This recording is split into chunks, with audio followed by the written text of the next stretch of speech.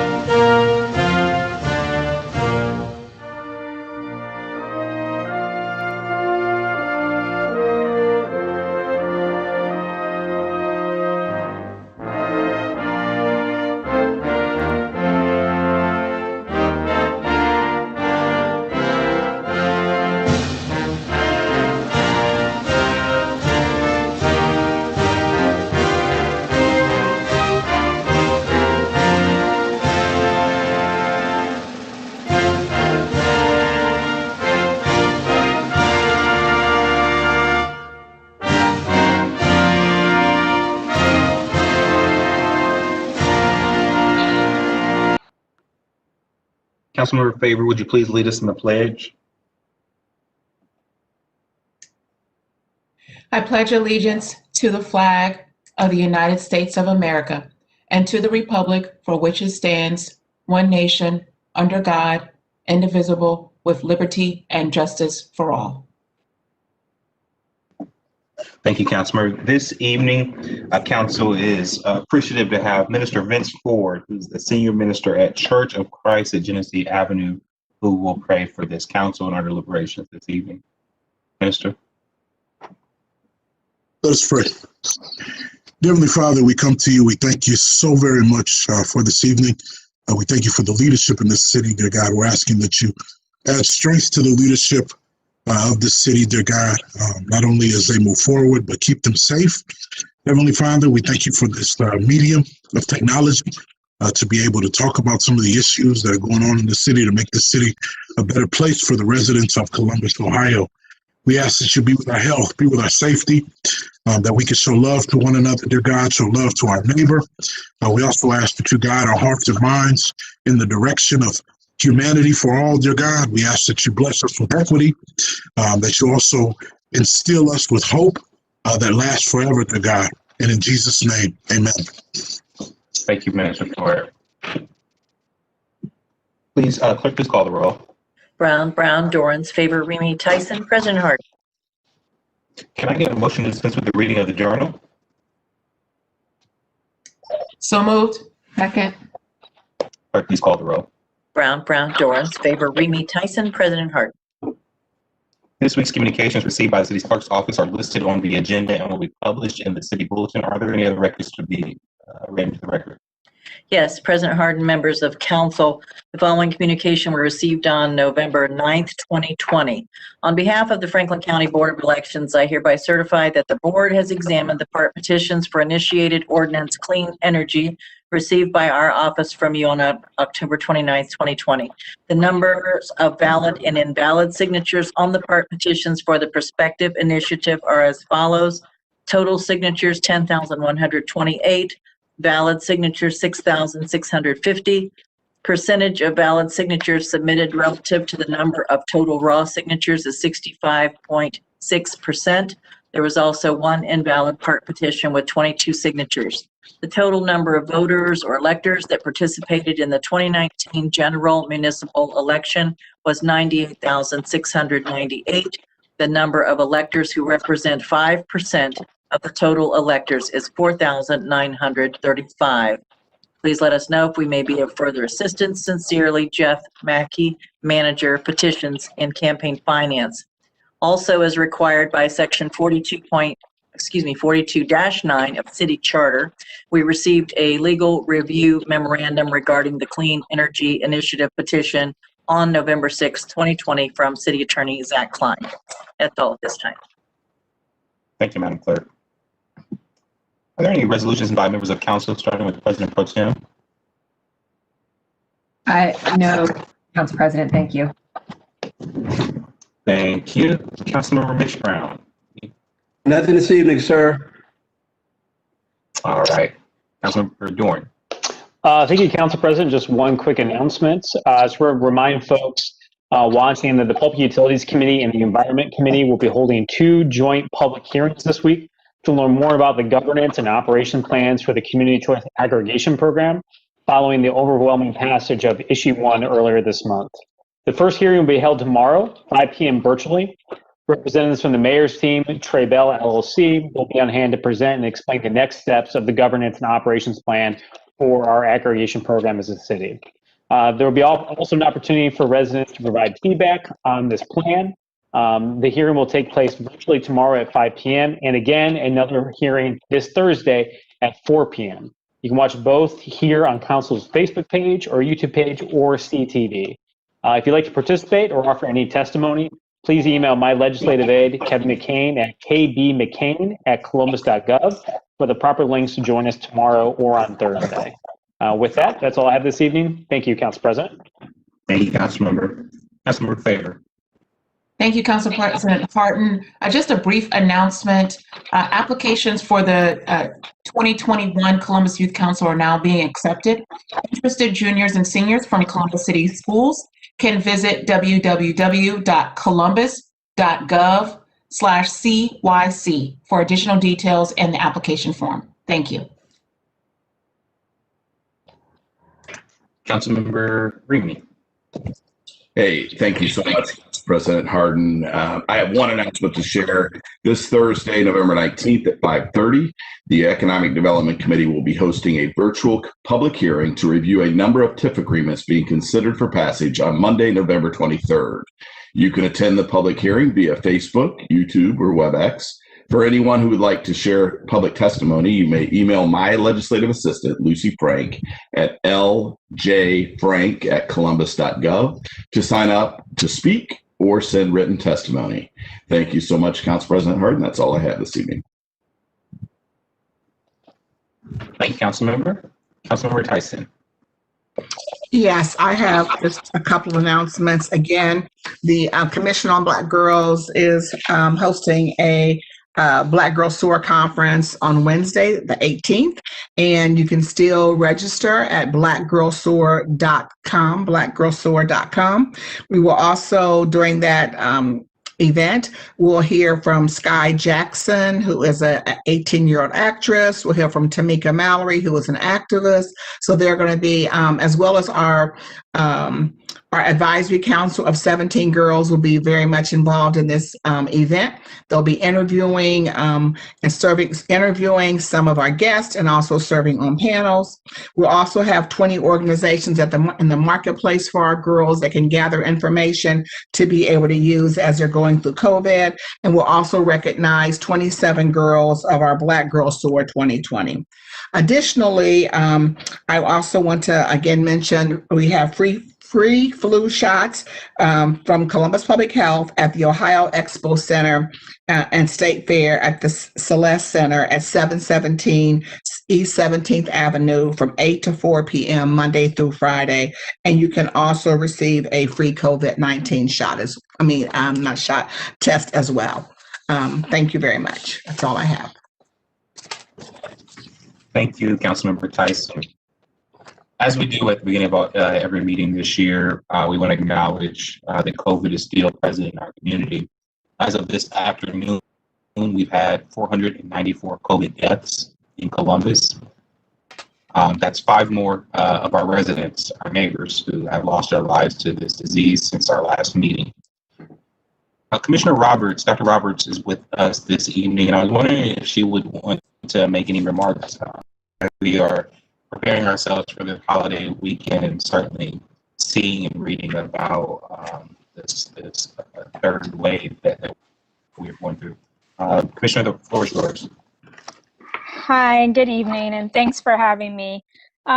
Yes, as you all have mentioned, we are still going through this unprecedented pandemic, and we continue to see our cases go up, not only here in Franklin County, but all around the state and really all around the nation. As we start to celebrate the holidays in November and December and even January, I really encourage all of our residents to think differently about the holidays this year. I'm asking you to make some more sacrifices. I realize you've made many sacrifices, but I'm asking you to make just a few more so that we can get through the holidays with all of our family healthy and safe on the other end of this pandemic. So I encourage you to, or I really should say, I discourage you from having guests into your home to celebrate the holidays. You might ask, well, what's the difference between dining out with family and friends versus having them in your home? Well, when you go in a restaurant, there are many safe measures in place. You're not serving from a buffet. You're not lingering for hours. And you are seated at a table. When you bring people into your house, you're talking, you're laughing, you're lingering, you're going in different rooms in your home. You're in the kitchen, you're in the dining room, you're in the living room, and you often are bringing in a variety of different people who you might not have been with over the last 8 to 9 months for any prolonged period of time. And many of these infections are spread asymptomatically, meaning the individual has no idea that they have COVID-19. They go out, they're around other people, and within 24 to 48 hours of being at that event, they have symptoms. And now everyone they were exposed to in the last 48 hours is now a contact to them and needs to quarantine. So I strongly encourage everyone to find different approaches, unique approaches to celebrate all of the holidays that are coming upon us in a different way so that we can all get through them healthy and safe. And next year, I'm very confident that when we get to the holidays next year, we'll be in a very different position and we will be able to celebrate the old-fashioned way. Thank you, Commissioner, and please pass along our appreciation to all your team who are continuing to work on the front line to keep us all safe. On a related note, I'd like to introduce a resolution from the floor. It is 0189X-2020. It's to urge Governor DeWine and the Ohio Legislature to extend the deadline for operating public meetings electronically. Some background on this. On March 27, 2020, the Ohio Legislature passed House Bill 197, which includes a provision to allow state boards and commissions, local and county governments, and higher education boards to operate meetings electronically during the declared emergency, but not beyond December 1st, 2020. With the increase of COVID-19 cases and the deadline of December 1st quickly approaching, there's an immediate need to address the safety and security of local communities by extending this deadline. Legislation attempting to solve this problem has been bogged down with legislative writers, and some legislators put individual priorities above the safety of all Ohioans. The potential elimination of the virtual meetings would impact city councils, our area commissions, our historic review boards, and other public bodies across the state whose work is vital to well-functioning communities. So be it resolved by this council that the city of Columbus urges Governor DeWine and the Ohio Legislature to extend the deadline for operating public meetings electronically. Are there any questions, comments by my colleagues? Seeing none, I move for adoption. Is there a second? Second. Please call the roll. Brown, Dorans, Favor, Remy, Tyson, President Harden. The ordinance is adopted.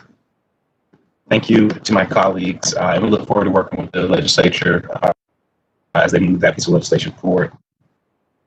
Are there any comments by our elected officials? I see Megan Dyer, Auditor Kilgore on with us. Anything with us this evening? Anybody from the city attorney's office? I see Mr. Rich Cogleese is with us, and our treasurer as well. Are there any requests by members of council for removal of an ordinance or resolution from the consent portion of the agenda? Seeing none, may we have a motion to waive reading of the titles of 30-day legislation by the city clerk?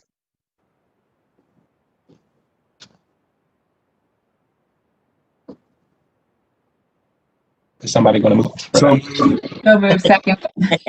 Thank you. Clerk, please call the roll. Brown, Dorans, Favor, Remy, Tyson, President Harden. Thank you. Will the clerk now read into the record the ordinance numbers of 30-day legislation on tonight's agenda? Sure. Public Safety Committee, Resolutions 171, X, 173, 174, 175, 176, 177, 178, 180, 181, 182, 183, 184, 185, 186, 187, and 188X-2020. Public Utilities Committee, ordinances 2427, 2472, 2475, 2476, and 2499-2020. Economic Development Committee, ordinances 2511, 2530, 2531, 2535, 2545, 2563, 2571, 2600, 2601, 2619, 2620, 2621, 2622-2020. Zoning Committee, ordinances 2441, 2542, 2558, 2564, 2565, 2566, and 2567-2020.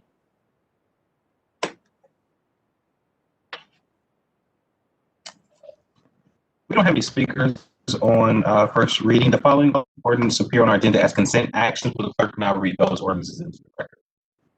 Resolutions of expression 167X and 168X-2020. Finance Committee, ordinances 2453-2020.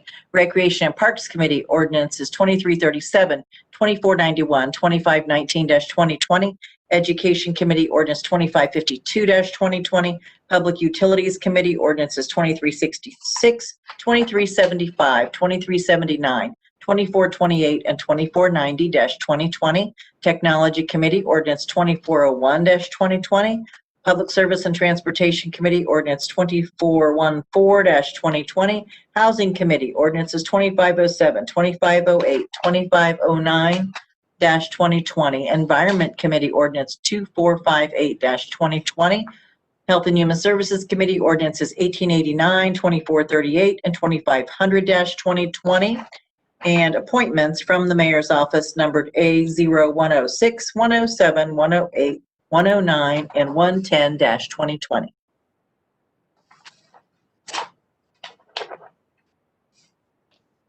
Thank you, Madam Clerk. Are there any questions or comments from my colleagues? May I have a motion for approval of these items designated as consent? So moved. Second.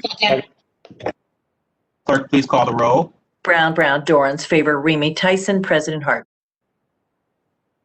Consent portion of the agenda is passed. We will now proceed with the second reading of 30-day legislation.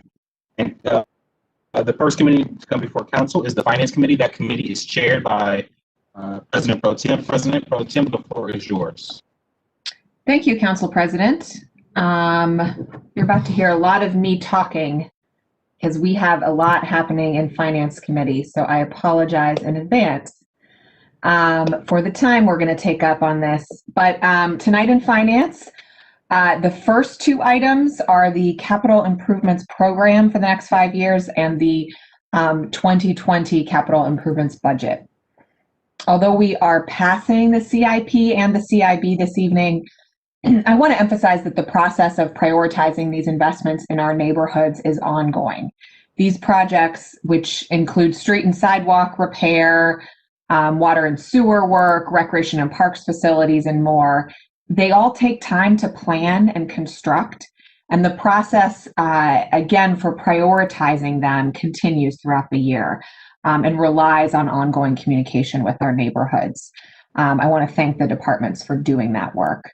My goal as finance chair is to make these investments open and accessible. These projects are, excuse the pun, some of the most concrete ways we make investments in our neighborhoods, visible ways that our residents can see. We held a public hearing on November 9th to review each department's 2020 capital budget. I really appreciate the work of the departments to highlight many of the local projects in neighborhoods across the city. And that hearing can be reviewed by anyone on the city's YouTube channel. You can, of course, contact my office or any office of City Council at any time with questions. Director Lombardi, can you provide an overview of the CIB, including the circumstances around the delayed timeline for proposal of the budget this year? Again, there's a lot going on in this committee. We don't typically hear the capital budget at this time of year. Director Lombardi, if you're there, I will turn it over to you. Thank you, Councilmember Brown. President Hardin, President Pro Tem Brown, other members of council. I'll just give a quick overview from the hearing that we had a week ago. First of all, council is taking up two ordinances tonight for consideration. One is for the Capital Improvements Program, which is also known as the CIP, and the Capital Improvement Budget, which is known as the CIB. The Capital Improvement Plan is just that, it's actually a 6-year planning tool that includes the current year budget. So it's a 5-year planning tool that includes 1 year of the budget.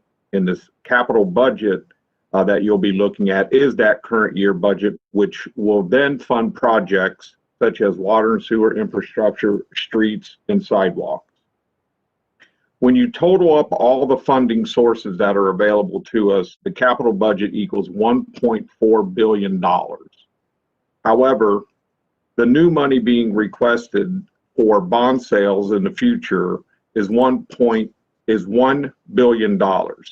That includes $205 million that will be supported by the 25% set aside, $818 million that will be supported by the utility fees.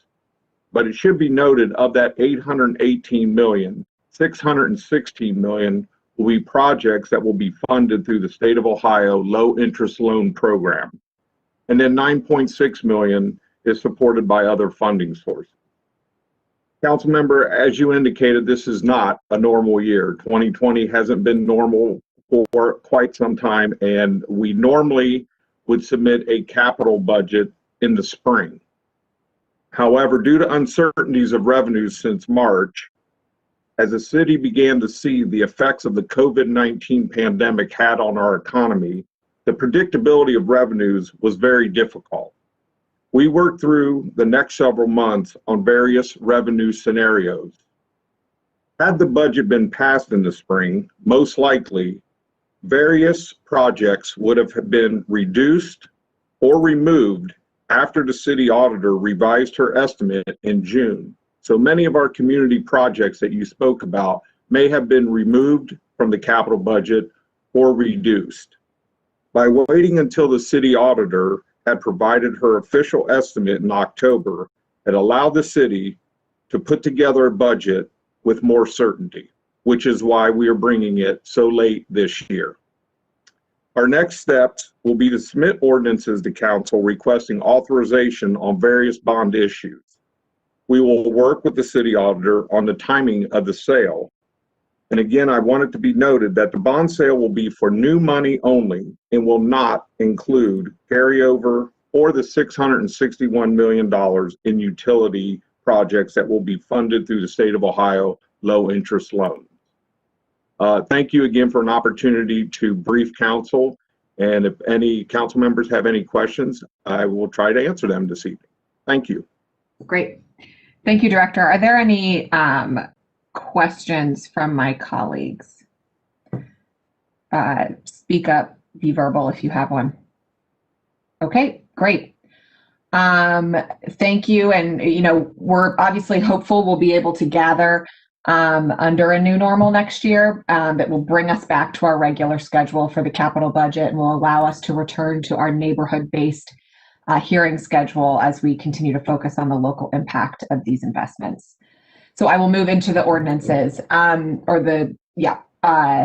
first we have Resolution 0162X-2020 to accept the Capital Improvements Program dated 2020 to 2025 as described herein as the primary guide for future capital improvement budget ordinances and to declare an emergency.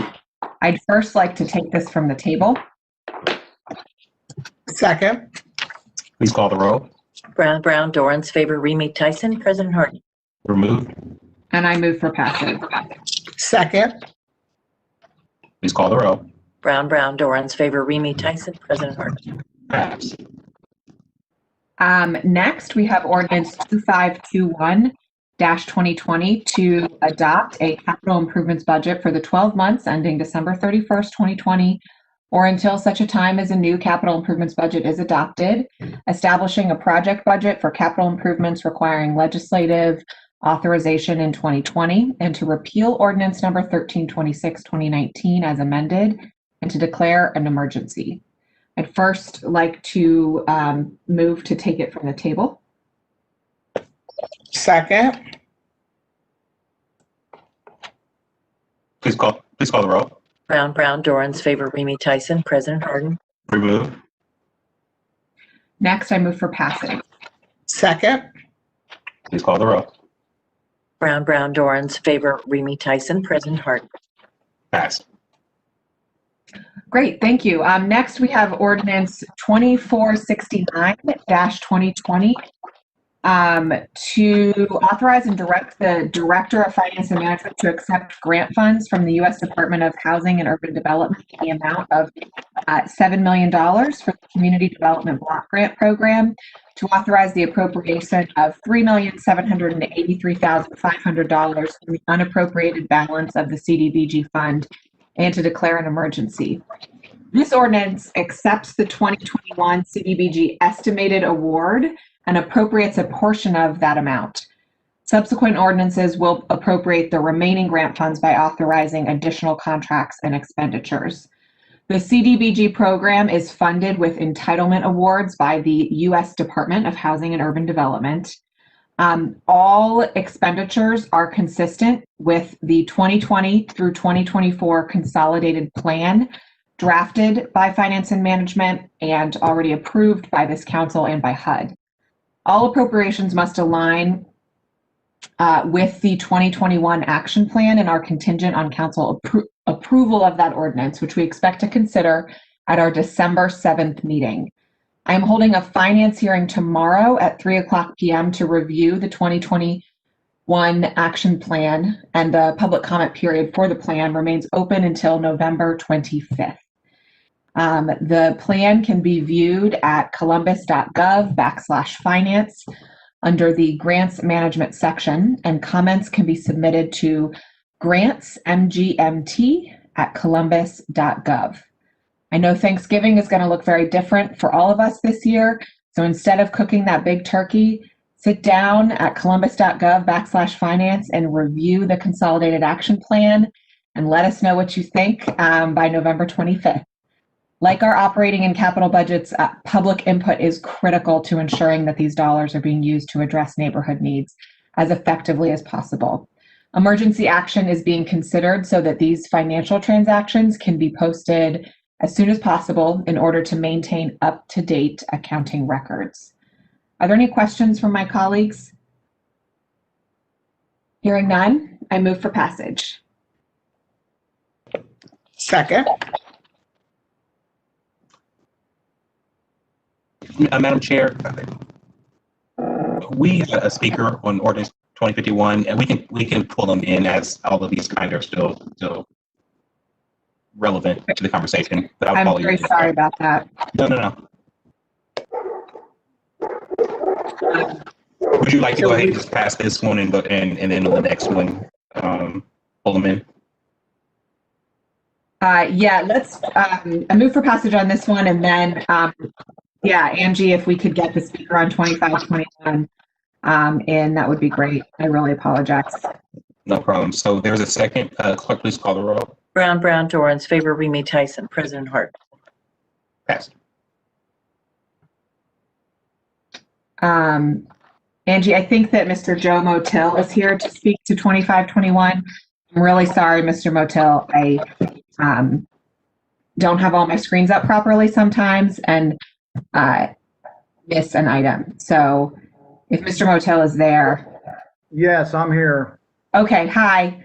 Go ahead. And again, I'm sincerely sorry. Yeah, and I accept your apologies. That's why I hate Zoom meetings, for one thing. Sometimes this happens. I understand. Thank you, Pro Tem Brown. President, Council, members of City Council, Joe Motil, 167 West Cook Road. I'm speaking on behalf of 2521 on the capital budget, by the way. We all know that taxpayer dollars from income tax revenues must be used to pay off 25% of debt service. And with the city income taxes being flat and the possibility of Columbus and other municipalities in the state of Ohio losing its ability to collect municipal income taxes, I think approving the capital budget at this time seems premature and ill-considered, especially when it's been reported that a ruling should be announced by a judge any day now on its future.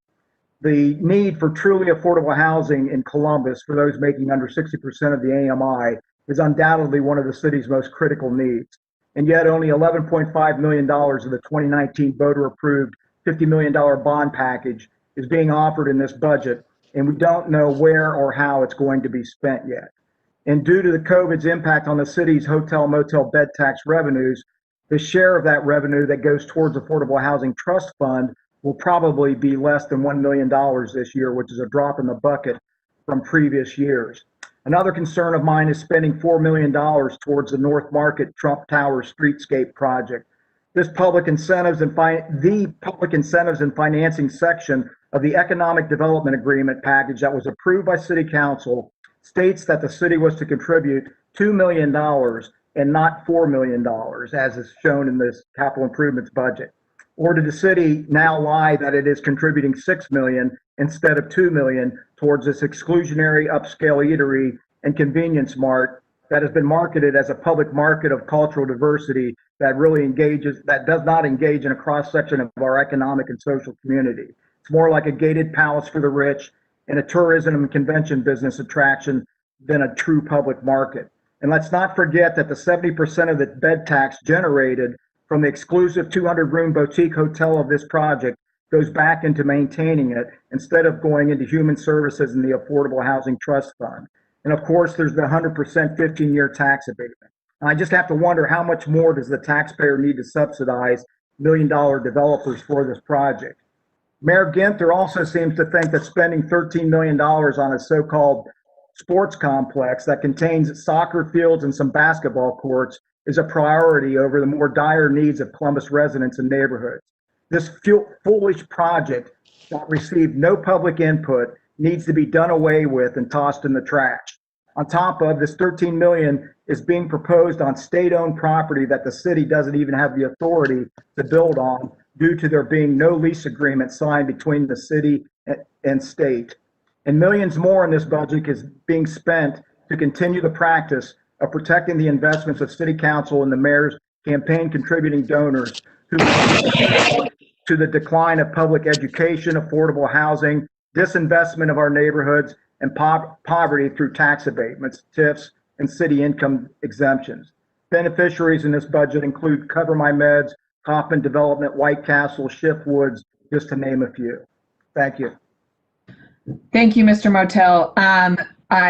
There was a lot contained in there. I want to, first of all, structurally speak to, and we can follow up on specific points because there was a lot, but structurally, you mentioned that it shouldn't be passed at all with the revenue picture. And I would like to address that. As Director Lombardi said, and I'm going to pull you back in, Director, just to make sure I don't use the wrong terminology or am at all misleading. So please verify this for me. But the bulk of this budget is funded by enterprise funded, basically. So the fees that come from utilities, payments, and those sorts of things. The set aside, the way that the budget works is there's a portion that's funded by what exists in the special income tax fund that has been set aside, and it's how we make the payments. There are portions that we won't, we won't put out there until the SIT allows us to, but the majority of the non-enterprise funding for this budget is secured and backed by the current SIT. So, Director, can you jump in as to where I may have missed one of the points he made or gotten my explanation confused? I don't want to move on without sort of addressing the structural issues that Mr. Motil questioned. Sure. Thank you, President Harden, President Pro Tem Brown, other members of council. You are correct. Nearly 71% of the total budget is dedicated to public utilities. When we speak of just new money that is going to be needed, that number is 79% of the budget that will be as part of the bond sale will be covered by public utility fees, and that includes the $661 million in loans that they will receive through the state of Ohio. We do work. I do want to emphasize your comment about the SIT analysis. We do work very diligently with our city auditor's office to ensure that the city is in a position to be able to pay the debt. We do have our policy of 1.5 times ratio, and each year for 10 years in the SIT analysis, even with reduced revenues, we cover that 1.5 coverage ratio. Great. Thank you, Director. I appreciate that. And, without being able to predict the future, I think that it is important to pass what is a diminished capital budget because the revenue picture is not, doesn't have the same growth, based on the other years I've been on council. But I think it's important to pass a capital budget because these are investments in the community. This is a form of economic stimulus to get people working on these projects, the actual physical labor that it requires to do these projects, to get, in the case of the $11.5 million on affordable housing, those units actually stood up, to get safer sidewalks under the Safe Routes to School framework that Public Service has helped prioritize, and to get safer streets. This is a form of economic stimulus. So again, structurally, the Finance Department is very careful with the amounts that they ask council to consider. And our hearing on this was comprehensive about why these specific investments are good ones. And last but not least, in the time of uncertainty, it is actually a pretty important time to be passing what we can in the form of economic stimulus. So thank you. Councilmember Brown? Yes, please. If I may, I'm wondering if we could also have Director Lombardi speak to Mr. Motil's question around why we are only activating 11.5 of the $50 million that was approved by voters in 2019 for affordable housing. Yep. Director Stevens, I don't know which of you is better to answer that. Well, I thank you, Councilmember Favor, President Harden, President Pro Tem Brown, other council members. I will speak only to how it fit into the overall budget as we looked at different priorities. It was at the time as we got near October. There's actually, if you look at some of the other projects that are on the capital budget, that number is actually about 14 million in affordable housing. Only 11.5 of it is coming from the voted bond package money. I will allow Director Stevens speak to the more specifics of the programming, but we knew going into this to begin with 50 million wasn't enough and that the entire community needed to step up. And we believe that even this investment, we believe will leverage some private dollars that will help us in the affordable housing arena. So with that, if Director Stevens has any more to add, I would turn it over to him. Thank you, President Harden, Chair Brown, members of council. One of the reasons we're at 11.5 of the 50 million voted bond authority is what you spoke to earlier, Chair Brown, about the diminished ability for us to have a lower capital budget. However, I don't think we should lose sight of this is $11.5 million more than we've ever put towards affordable housing. It's going to support those low-income tax credit deals that both are the competitive deals at 9% and the 4% non-competitive deals.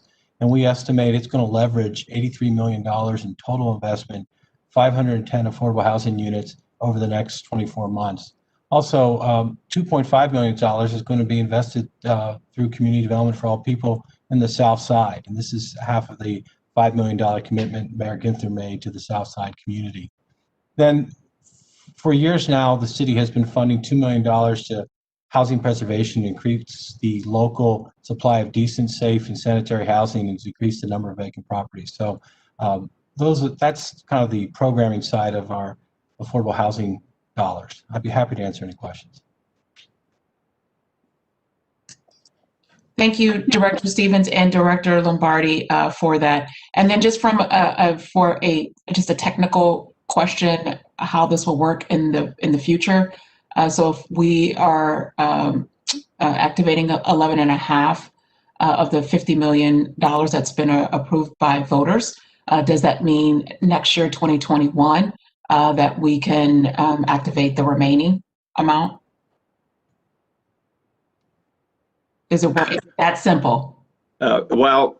President Harden, President Pro Tem Brown, Councilmember Favor, other members of council, it will all boil down to the available resources we would have in 2021. And if we go through the same process and we have the same economic issues that we had this year, again, predictability this year was very difficult. It's my hope, as Councilmember Brown said, that we have some normalcy next year and growth, that we may be able to put more money toward affordable housing.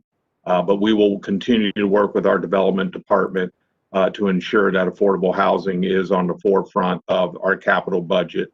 The thing to remember, though, is that as we talk about the voted bond package, there is not a deadline of when that money needs to be spent. We'd love to get it all out, in the next year or two, but it will boil down to resources and how we prioritize other projects to continue moving our community forward.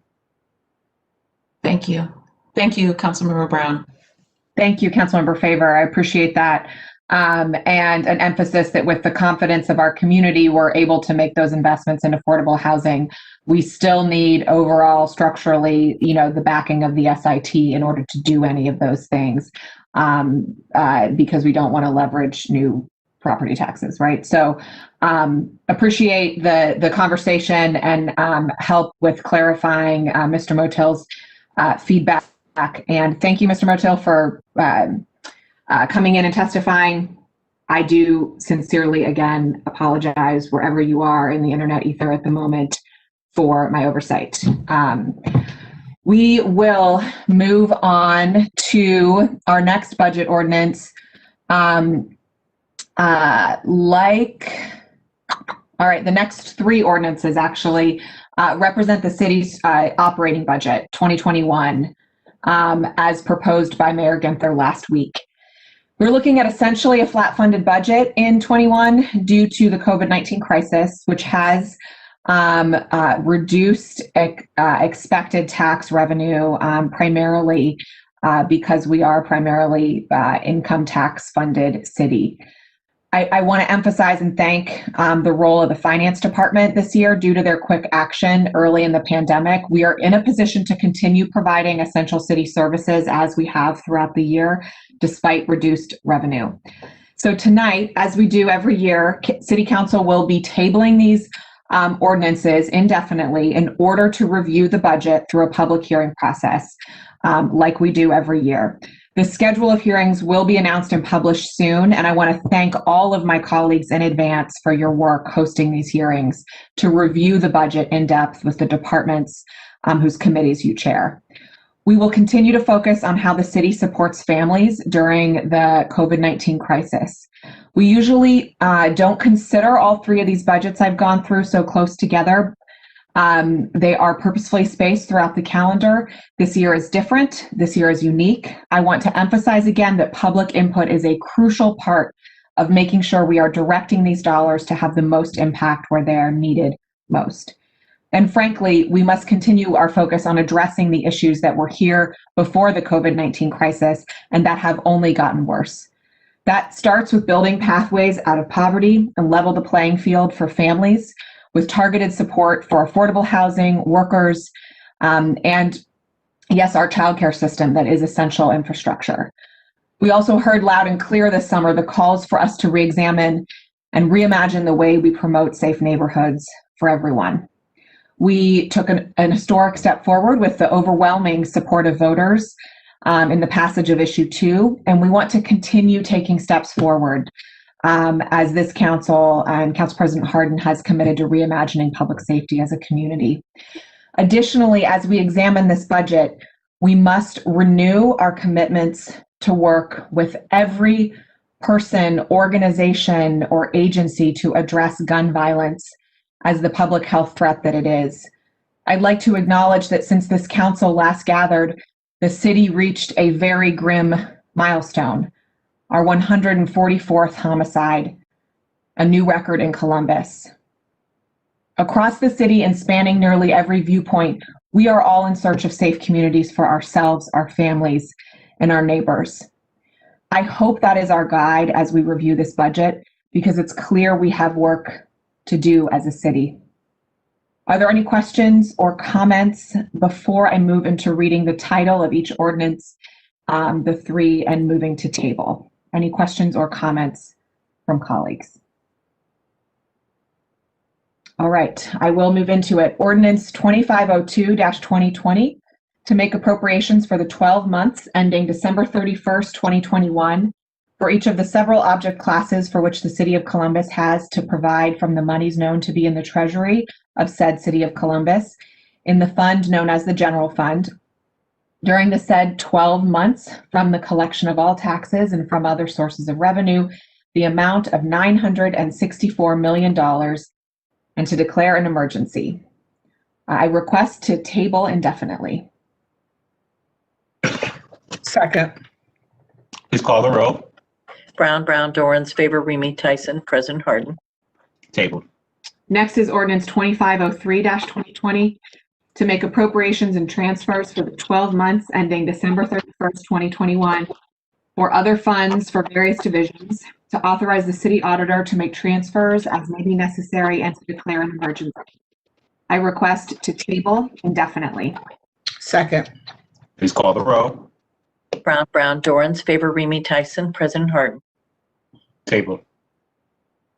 And ordinance 2504-2020 to make appropriations for the 12 months ending December 31st, 2021, selected other funds for various divisions, to authorize the city auditor to make transfers as may be necessary and to declare an emergency. I request to table indefinitely. Second. Please call the roll. Brown, Dorans, Favor, Remy, Tyson, President Hardin. Tabled. Great. And then there's one ordinance in education that I'd like to read before being done with my section. Is that all right, Council President? Please. Ordinance 2639-2020 to authorize the Columbus City Council to enter into a grant agreement with Columbus City Schools to support their operations in providing additional services during the COVID-19 pandemic, to authorize a transfer of appropriations and an expenditure within the CARES Act fund, and to declare an emergency. These dollars are a continuation of support we have provided to help close the digital divide for all students. Earlier this year, we partnered with CCS to provide laptops for students. We've also partnered with WarpC to provide computers and internet connections for Columbus students who attend other districts. We've committed to dollars to learning extension centers, and this represents a continuation in this council's commitment to students across Columbus. I would like to actually turn it over to Councilmember Remy to talk more about this effort here in front of us tonight for our consideration. Councilmember? Thank you so much, President Pro Tem Brown. I consider it a great honor to sponsor this ordinance this evening. This legislation authorizes Columbus City Council to enter into a grant agreement with Columbus City Schools to support their operations in providing additional services during the COVID-19 pandemic. During the ongoing pandemic, Columbus City Schools continues its teaching and learning in the remote setting. There are 197 Columbus City Schools classrooms with students that have complex needs. Usually students in this environment spend 60% or more of their academic day in these classrooms. Earlier this year, as President Pro Tem mentioned, this council approved $7 million in CARES funding to Columbus City Schools to help purchase Chromebooks so that every student had a device for remote learning for the start of the new school year. However, Chromebooks do not support the learning needs of many complex needs students. There is a need for 233 iPads with impact-resistant cases for use by students with complex needs to use as part of instruction and to facilitate their participation, and to be used also by intervention specialists to support these students. The iPad Pros with cases are needed to be issued directly to students with complex needs so that they might benefit from the touchscreen device. The iPad Pros can support students with disabilities in the following ways. Communication needs by uploading choice boards, speech generating programs for students with complex communication abilities, screen readers for students with visual impairments, the use of built-in applications like dark mode and display accommodations, as well as magnifier and font adjustments, the use of visual schedules and timers to assist individuals' small group or the whole class with transitions and calendars. Social skills can also be targeted with iPads by creating class videos and use of targeted applications and more. Emergency designation is required or is requested to ensure that Columbus City Schools organizations can begin providing additional services as soon as possible.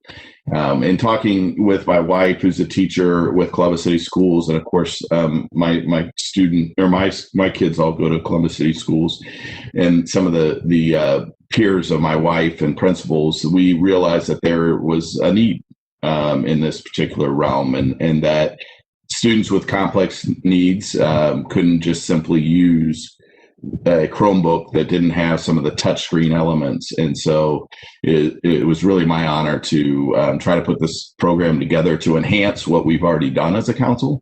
And so this evening, I've invited Dr. Talisa Dixon, the superintendent of Columbus City Schools, to speak on the importance of this legislation. Thank you, Dr. Dixon, for stopping by this evening. And of course, the floor is yours. Oh, thank you. First, I'd like to thank Columbus City Council for its ongoing partnership with Columbus City Schools and your clear commitment to our 50,000 students and their families, as well as our nearly 10,000 employees. As you've stated, your support of more than $7 million in CARES Acts enable us to provide every CCS student with their own Chromebook for learning safety in the remote setting has been absolutely critical. Additionally, your additional financial support last month to assist those families who have challenges with internet connectivity also is a critical part of the overall strategy for providing equitable education opportunities for all of our students. So thank you for your consideration of this ordinance this evening to assist us in our efforts to teach students with complex needs, particularly during this pandemic. As stated, we have 197 CCS classrooms with students who have complex needs. Usually students in this environment spend 60% or more of their academic day in these classrooms. We have learned that the Chromebooks do not allow for the type of programming that both our teachers need and our students to teach our students with complex needs remotely, not for the students themselves to learn remotely. So CCS has purchased iPads to all of its associated software and hardware, including microphones, speakers, etc., for our special ed students, teachers to use remotely to teach their students. But we also need to purchase different laptops for the students themselves. So this gift will allow us to purchase 233 iPads to impact resist in the cases, as Councilmember Remy has stated, And also, as he stated, we're going to be able to provide the students with the screen readers that they need, built-in soft applications, as was stated, like the dark mode, display accommodations, the magnifier, the font adjustments. So this technology allows us to provide better teaching and learning and equitable education for them. The students will use these iPads remotely, setting from their home, which was continued through the end of our first semester in January.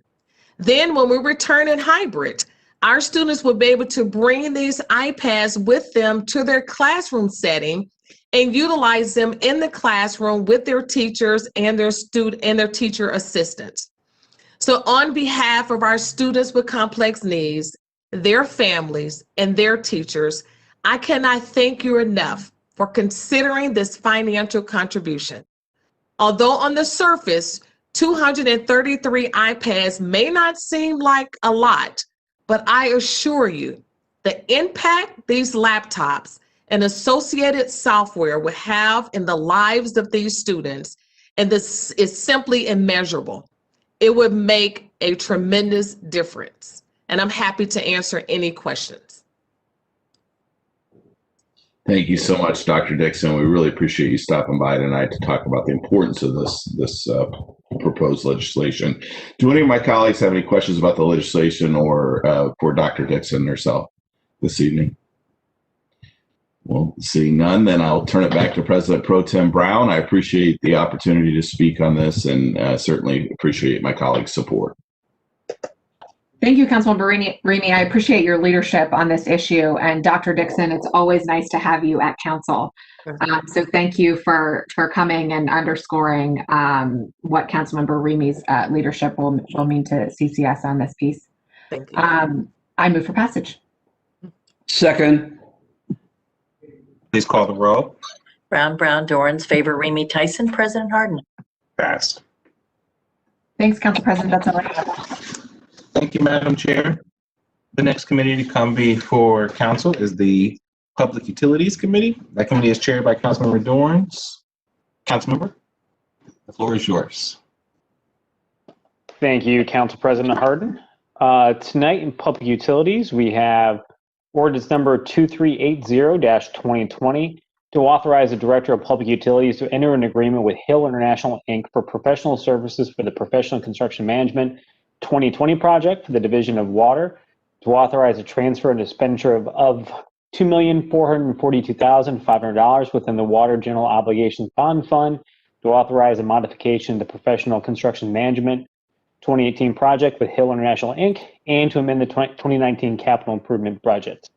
This professional construction management contract will support various projects in the Division of Water capital program. These projects will maintain and upgrade drinking water supply and treatment facilities to provide a safe and reliable water supply to Central Ohio. Do any of my colleagues have any questions or comments? Seeing none, I move for passage. Second. Please call the roll. Brown, Dorans, Favor, Remy, Tyson, President Harden. Passed. Thank you. Next, we have ordinance number 2405-2020 to authorize the Director of Public Utilities to execute a plan modification to the 2020-2022 Construction Administration Inspection Service Agreement with EMH&T Inc. for 4 Division Water projects, to authorize a transfer and expenditure of up to $1,220,302.59 in the Water General Obligation Bond Fund, and to authorize an amendment to the 2019 capital improvement budget. The Division Water projects include improvements to the Reiner Public Utilities Complex at 910 Dublin Road. These developments consist of enhancing security, improving the parking lot and overall site, and improving standby power at the facility. Do any of my colleagues have any questions or comments? Seeing none, I move for passage. Second. Please call the roll. Brown, Dorans, Favor, Remy, Tyson, President Harden. Passed. Thank you. Lastly, in Public Utilities, I have ordinance number 2506-2020 to authorize the Finance and Management Director to associate all general budget reservations resulting from this ordinance with the appropriate current and pending universal term contract purchase agreements for the purchase of water treatment chemicals for the Division of Water, to authorize expenditure of $2,480,000 from the Water Operating Fund and declare an emergency. Emergency designation is requested to avoid the delay of purchasing chemicals necessary for the water treatment process. This will allow the Division of Water to continue to provide safe, reliable drinking water to the citizens of Columbus and surrounding communities. Do any of my colleagues have any questions or comments? Seeing none, I move for passage. Second. Please call the row. Brown, Dorans, Favor, Remy, Tyson, President Harden. Passed. Thank you. Thank you. President Harden, with your permission, I'd like to move on to Rules and Reference Committee on page 16 of our agenda. Please. Thank you. The next three ordinances are the proposed utility rate adjustments for the year 2021. All three were on first read at our last council meeting on November 9th, and the Public Utilities Committee held a public hearing last Tuesday virtually to present the proposed rates. The Sewer and Water Advisory Board met earlier this fall after reviewing the Department of Public Utilities proposed expenditures for fiscal year 2021. Recommends the City Council a 3% increase in sanitary sewer rates, water rates of 2%, and storm water rates of 1%, which are lower than the adjustment proposed last year. And I appreciate the work of the Advisory Board and the Department to arrive at the numbers presented here tonight. These rates, if passed, would be effective on January 1st of 2021. The approximately rate adjustments are less than past years, but still allow the department to continue to provide excellent customer service and environmentally friendly manner to more than 1.2 million residents in Central Ohio that utilize water and sewer through the city. We recognize that water and sewer charges disproportionately affect lower income groups, a fact that has certainly been amplified during the COVID-19 crisis. The Department of Public Utilities will continue to maintain the low income discount program that discounts participants' sewer commodity portion of their quarterly bill by 20%. A new payment relief program for the City of Columbus power customers also offers a one-time credit of up to $150 to go towards an eligible resident's electricity bill. Customers who participate in assistance programs such as HEAP, Medicaid, food stamps, or live in a public housing may be eligible for discounts on their water and sewer bills. Additionally, seniors 60 and older with limited income may also qualify for a discount on their bill.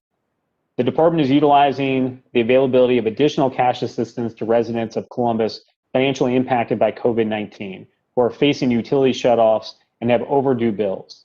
Please, I'm asking any residents that are having trouble making these payments, visit the Department of Public Utilities website at columbus.gov/utilities. You can also contact my office and we will make sure that you are put in touch with either the correct program at the city or one of our nonprofit partners that we provided funding to.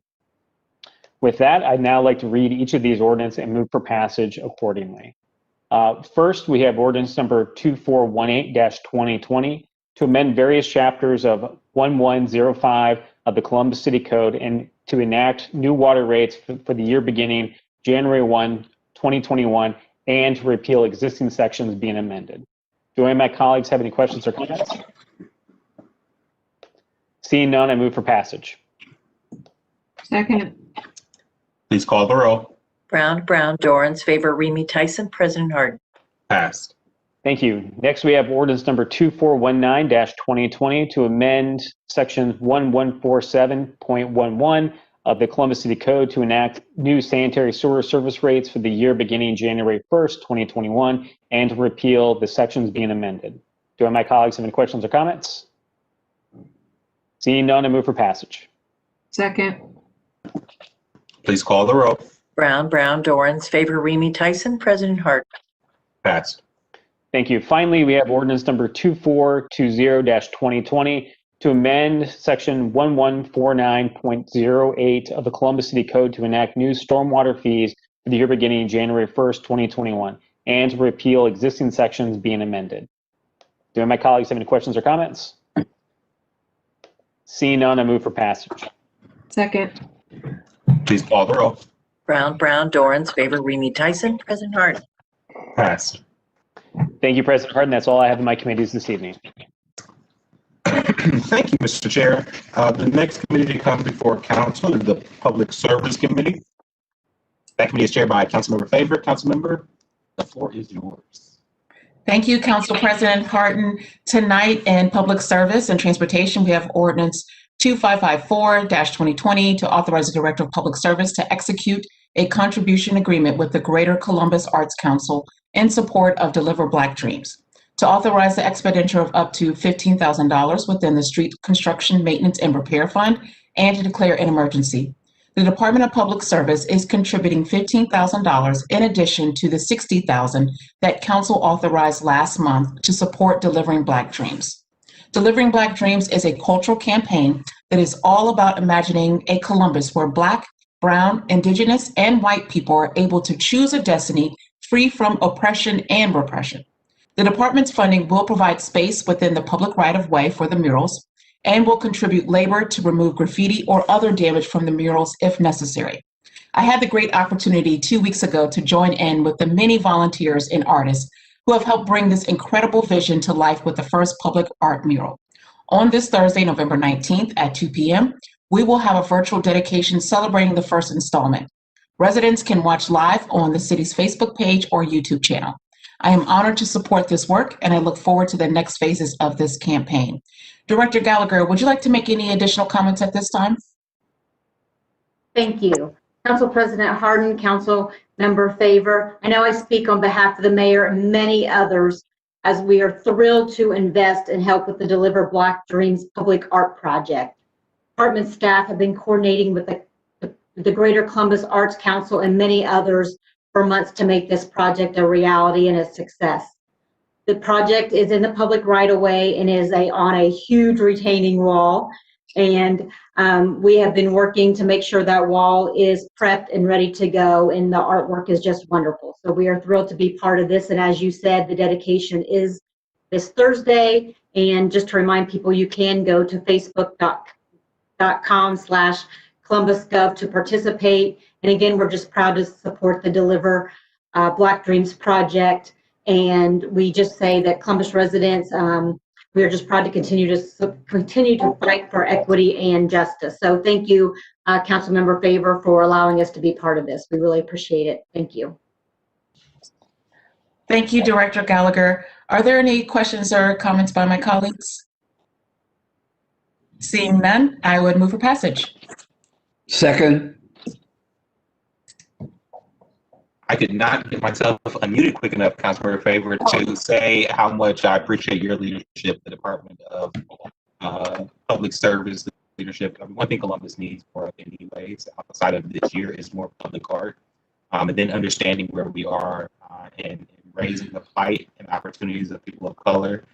This is a great synergy and speaks to who we are and really who we want to be in Columbus. So I just want to say, give my appreciation for your leadership in getting this done.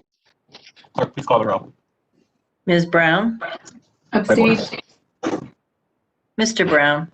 Yes. Mr. Dorans? Yes. Ms. Favor? Yes. Mr. Remy? Yes. Ms. Tyson? With an enthusiastically yes. I love it. President Hart? Yes. Ordinance is passed. Thank you so much. And for residents who want to check out the first installment, it's located on 5th Avenue, just before Cleveland Avenue. Check out the letter M. I personally helped to make sure that was done to perfection. So, you know, if my political career doesn't work out, maybe I'll just be an artist one day. So, but thank you to all my colleagues who have helped support this, and special shout out to the Maroon Arts Group for all of their hard work in making sure this project came to fruition. And with that, Council President Hart, may I move on to criminal justice and judiciary? Please. Thank you. Tonight in criminal justice, we have Ordinance 2560-2020 to authorize and direct the city attorney to settle a damages claim submitted by Village of Wagner Park to authorize the expenditure of $31,852.36 for settlement payment and to declare an emergency. On April 15th, 2020, a Columbus Public Service refuse truck collecting trash at the Village of Wagner Park apartment complex struck a dumpster enclosure wall and causing the concrete containment structure to crumble. The apartment complex filed a damages claim for the cost of cleanup and for rebuilding of the enclosure. The total claim is $31,852.36. Are there any questions or comments by my colleagues? Seeing none, I would move for passage. Second. Please call the roll. Brown, Dorans, Favor, Remy, Tyson, President Harden. Pass. Thank you. That is all I have in my committees. Thank you, Madam Chair. The next committee to come before council is the Economic Development Committee. Maybe one or two ordinances we'll get before we need a break for zoning. That is chaired by Councilmember Remy. Councilmember, the floor is yours. Thank you so much, Council President Harden. Tonight I have 9 items in the Economic Development Committee. Please grab your popcorn and we will get through these. Council President, my first item, ordinance number 1557-2020, I'm going to hold off on and then return once its companion piece, which is ordinance 1685-2020, and the Zoning Committee has heard. May I proceed to my next ordinance?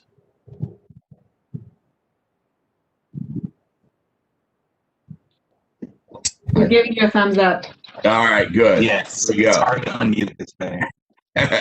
All right, well, thank you so much. My second ordinance this evening is 2038-2020 to authorize the Director of Department of Development to enter into an enterprise zone agreement with Agler Joint Venture LLC for a tax abatement of 75% for a period of 10 consecutive years in consideration of the company's proposed capital investment of $13,500,000 in real property improvements and the creation of 15 new full-time permanent positions. The need exists to enter into an enterprise zone agreement with Agler Joint Ventures LLC. The Ohio Enterprise Zone Law, Section 5709.62 of the Ohio Revised Code requires the city to enter into council-approved agreements between the city and participating companies. Agler Joint Venture LLC is a partnership that includes members of Fed One, who will serve as the general contractor for the site. Fed One, established in 1993, is a full-service general contractor and real estate developer. Over the past 20 years, Fed One has constructed nearly 13 million square feet of industrial space. They specialize in large manufacturing facilities and big box warehouses. Agler Joint Venture proposes to invest a total project cost of $13,500,000 in real property improvements to construct an approximately 240,000 square foot speculative industrial building at 3101 Agler Road. Additionally, the company will create 15 new full-time permanent positions with an estimated annual payroll of approximately $750,000 at the proposed project site. It should be noted the parcels comprising the project site are presently owned by SV Inc. Agler Joint Venture LLC will need to acquire ownership of these parcels prior to entering into an enterprise zone agreement. The Department of Development recommends 75% 10-year enterprise zone tax abatement on real property improvements. The City of Columbus School District has been advised of the project. And this evening we have Chris Bradley, partner at Agler Joint Venture, here to share a few words about this legislation. Chris, the floor is yours. Thank you very much, Chairman Remy and President Harden and other members of council for allowing me to join you this evening. We're really excited about this potential project. It's about an 18-acre site in total, and we believe beyond the building and the job creation within the building, there'll be several other community benefits. Just to highlight a few of those, we're going to dedicate about 4.5 acres of parkland to the city at the corner of Cassidy and Agler. And then we will also be putting bike pedestrian trails along the frontage of the corner on both Agler and Cassidy as well. So we're real excited about that. We are in conversations with what would be a very good employer there that would be very focused on being a good local community citizen. And so we believe that the job opportunities may potentially exceed significantly what we're committing to here. That's not quite finalized, but regardless, we think that that could potentially happen. So I appreciate your consideration on this, and we look forward to working on it. Thank you very much, Mr. Bradley.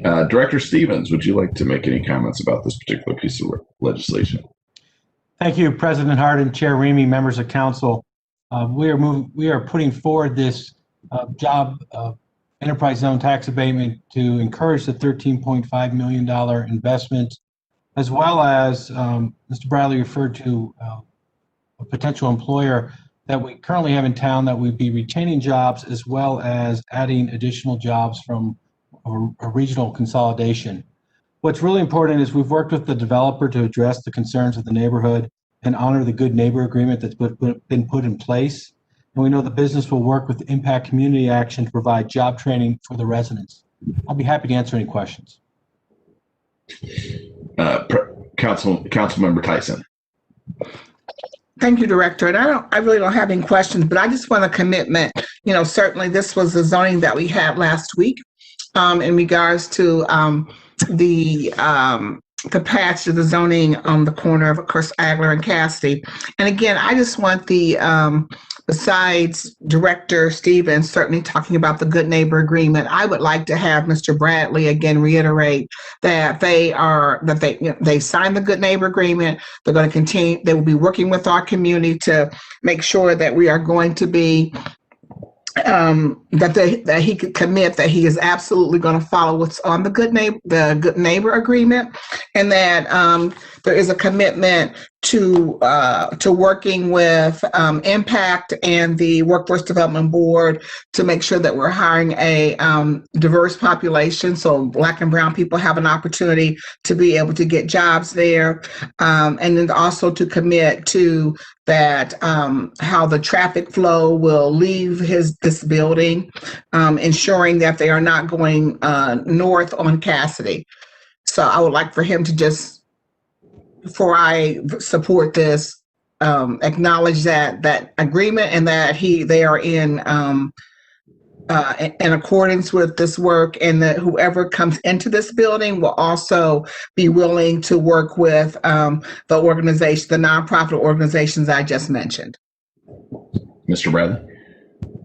Thank you, Councilmember Tyson. Yes, we are in agreement with the Good Neighbor Agreement and have executed that. And in fact, since last week when we met on this, I had a long conversation with this potential prospect I referenced previously. And I wish I could have conferenced you in, because I think we have a winner here as it relates to their commitment locally. And so I'm really excited about that. Well, thank you, Mr. Bradley. I would hope that they would be, and just based upon hearing who it could possibly be, I thought that they would be. That was something that was important. So thank you for your commitment to this work and to this community. Thank you. Thank you. Your questions? Councilmember Remy. Favor.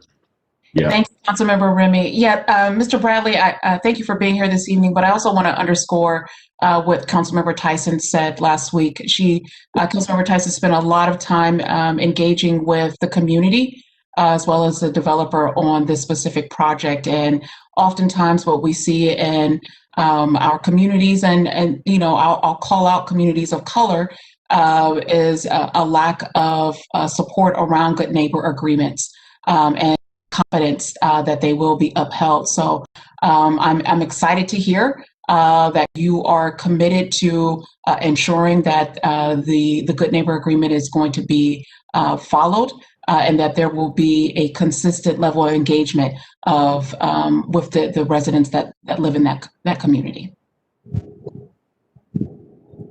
Thank you so much, Councilmember Favor.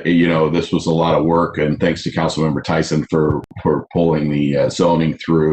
I know that there were extensive amounts of meetings that occurred over relatively most of this year to make sure that, people's needs were met, the concerns were heard, and certainly that the support was going to be there through this good neighbor agreement. So accommodations to all of you for the hard work that you put into this. Are there any other questions or comments from my colleagues? Seeing none, I move for passage. Second. Please call the roll. Brown, Dorans, Favor, Remy, Tyson, President Harden. Pass. Next, I have ordinance Ordinance 2510-2020 to remove special assessments previously levied for certain public improvements in the city of Columbus, Ohio, in cooperation with the Columbus Regional Energy Special Improvement District, and to declare an emergency. The Council of the City of Columbus previously adopted an ordinance levying property assessed clean energy PACE special assessments on certain property located at 3255 McKinley Avenue. This special assessment repay and secure financing for special energy improvement projects installed at the property. The financing was provided by Greenworks Lending, LLC. Under this authority granted by this ordinance, the city entered into an energy project cooperative agreement dated as of October 24, 2018. Greenworks and Belmont House LLC, an Ohio limited liability company, and a special assessment agreement date as of October 24th, 2018 was filed with the County Treasurer of Franklin County, the district, Greenworks, and the owner. Under the Energy Project Cooperative Agreement and Special Assessment Agreement, the city agreed to cooperate with the other parties to reduce the amount of the special assessments levied if all or a portion of the financing was prepaid. Greenworks assigned its interest in the Energy Project Cooperative Agreement and the Special Assessment Agreement to its affiliate, Pacewell One LLC, a Delaware limited liability company, and Pacewell One LLC assigned those same interests to another Greenworks affiliate, Pacewell 3 LLC, a Delaware limited liability company. The district and Pacewell 3 LLC, as assignee of Greenworks, have notified the city that the financing provided for the special energy improvement projects is to be prepaid in full, and have requested the city reduce the special assessments previously levied down to $0. Emergency action is requested on this legislation to allow the reduction of the special assessments to be certified to the county auditor before real property tax bills for tax year 2020 are prepared. Director Stevens, what does this all mean? If you could just explain it for us, we will get this thing through. Thank you, Chair Remy. This means that the obligation on this work has been paid, and we no longer need to assess the property to generate the funds to pay that obligation. I'll be happy to answer your questions. Thank you very much. Are there any questions from my colleagues this evening? Seeing none, I move for passage. Second. Please call the roll. Brown, Dorans, Favor, Remy, Tyson, President Harden. Passed. And we're at the 6:30 hour. Well done. May I have a motion to recess meeting number 46? Second. Please call the roll. Brown, Dorans, Favor, Remy, Tyson, President Harden. Regular meeting is recessed. Do we want to roll right in, or do we want to? No, I think we should probably get set up. Maybe give us about 5 minutes so everyone's set. Okay. All right, we'll reconvene in 5 minutes. Thanks. Second. Please call the roll. Brown, Dorans, Favor, Remy, Tyson, President Harden. We will now go to the zoning committee. Councilmember Tyson chairs that committee. All members serve on it. Councilmember, the floor is yours. Thank you. Before beginning the zoning agenda, I'll briefly explain the rules of council as pertaining to speaking before council on the zonings and variances. We permit 3 speakers on each side, 3 proponents and 3 opponents. We ask that they limit their remarks to 3 minutes on each side, and we provide an opportunity for rebuttal from the applicant. So on the advice of the city attorney's office, everyone this evening, anyone who wishes to speak or against any council variance, including staff, must be sworn in prior to giving testimony. We do so prior to beginning the reading of each variance on the agenda. The first ordinance is 1699-2020. It's to rezone 5960 West Broad Street, being 41.55 acres located at the northwest corner of West Broad Street and Daughtery Road from R Rural District to PUD 6 Planned Unit Development District and LAR1 Limited Residential District. The applicant is Metro Development, care of Attorney Jeff Brown. The proposed use is a single unit and multi-unit residential development. The City Department's recommendation is approval, and the Westland Area Commission's recommendation is approval 9-2. If there are no questions or comments from my colleagues, I first move to take from the table. Second. Thank you. Please call the roll. Brown, Dorans, Favor, Remy, Tyson, President Harden. Thank you. And now I'm into emergency. Second. Please call the roll. Brown, Dorans, Favor, Remy, Tyson, President Harden. Thank you. Thank you. And now I move for passage. Second. Please call the roll. Brown, Dorans, Favor, Remy, Tyson, President Harden. Pass. Thank you. Thank you. Thank you, Jeff. Okay, the next ordinance is 1685-2020. It's to rezone 1980 Alton and Darby Creek Road, being 369.2 acres located at the northeast corner of Alton and Darby Creek Road and Renner Road, and at the northwest corner of Alton and Darby Creek Road and Cole Road, from R Rural District to PUD 4 Planned Unit Development District. And the attorney for this is, the applicant is Pulte Homes of Ohio, LLC, and Harmony Development Group, LLC, Attorney Thomas Hart. The proposed use is a single unit and multi-unit residential development. The city department's recommendation is approval, and the Far West Area Commission's recommendation is disapproval, 0 to 8. And so I would first like to ask for a staff presentation. Good evening. May I have the capability to present a PowerPoint presentation while I speak?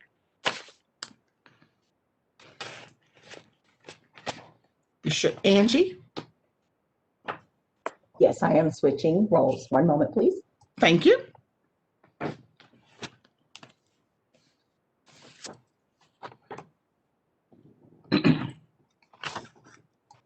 Shannon, you're all set. Okay, thank you very much.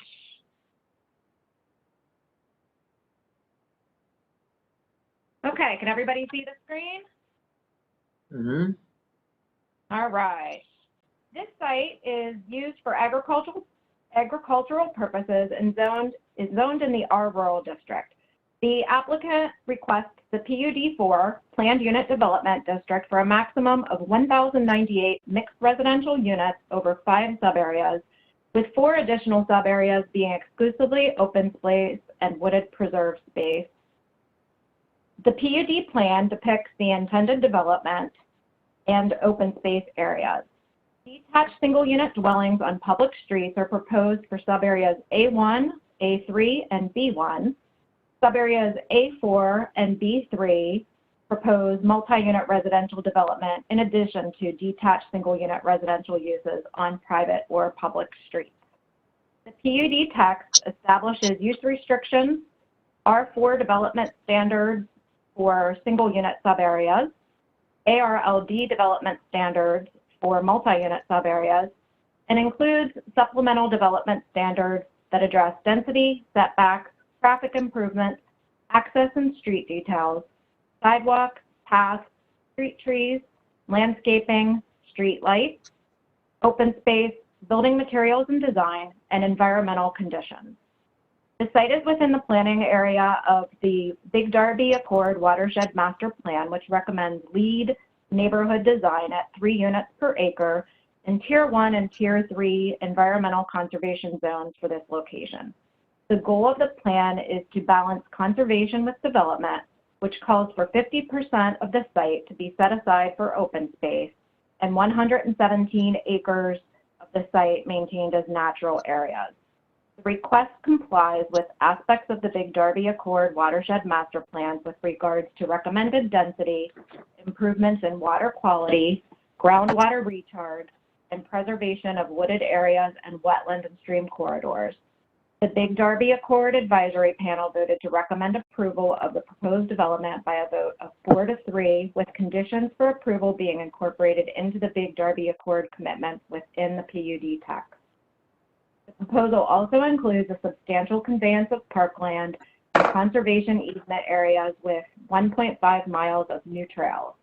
A consensus has been reached between the applicant and the Division of Traffic Management on proposed transportation improvements that would mitigate traffic issues at the Columbus intersections related to existing and anticipated background traffic, as well as traffic impacts from the proposed development. The developer is also required to participate in the Big Darby Accord revenue program, which will generate funds for Big Darby Accord purposes. Additionally, a separate MOU is being drafted with the Department of Recreation and Parks, which will speak to parkland conveyance and stream restoration. Therefore, staff's recommendation is for approval, and I would be happy to answer any questions. Thank you.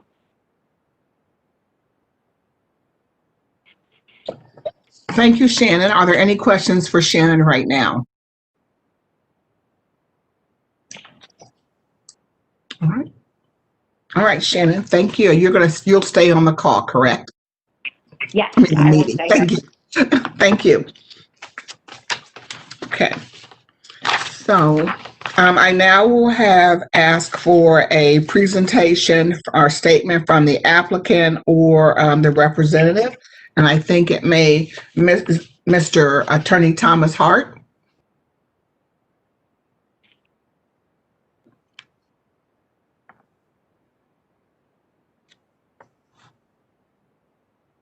We'll share.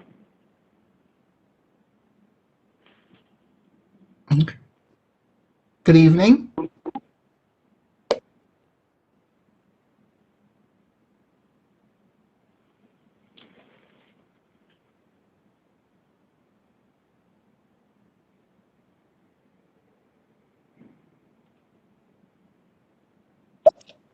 Mr. Hart, if you have a presentation, you do have presenter rights. Okay, is it up? Can you guys see it? Yes. Okay, great. Once again, thank you, Madam Chair, and good evening, council members. Again, I'm Tom Hart. I'm the zoning lawyer for this application, the Sugar Renter site. My address is 2 Miranova Place.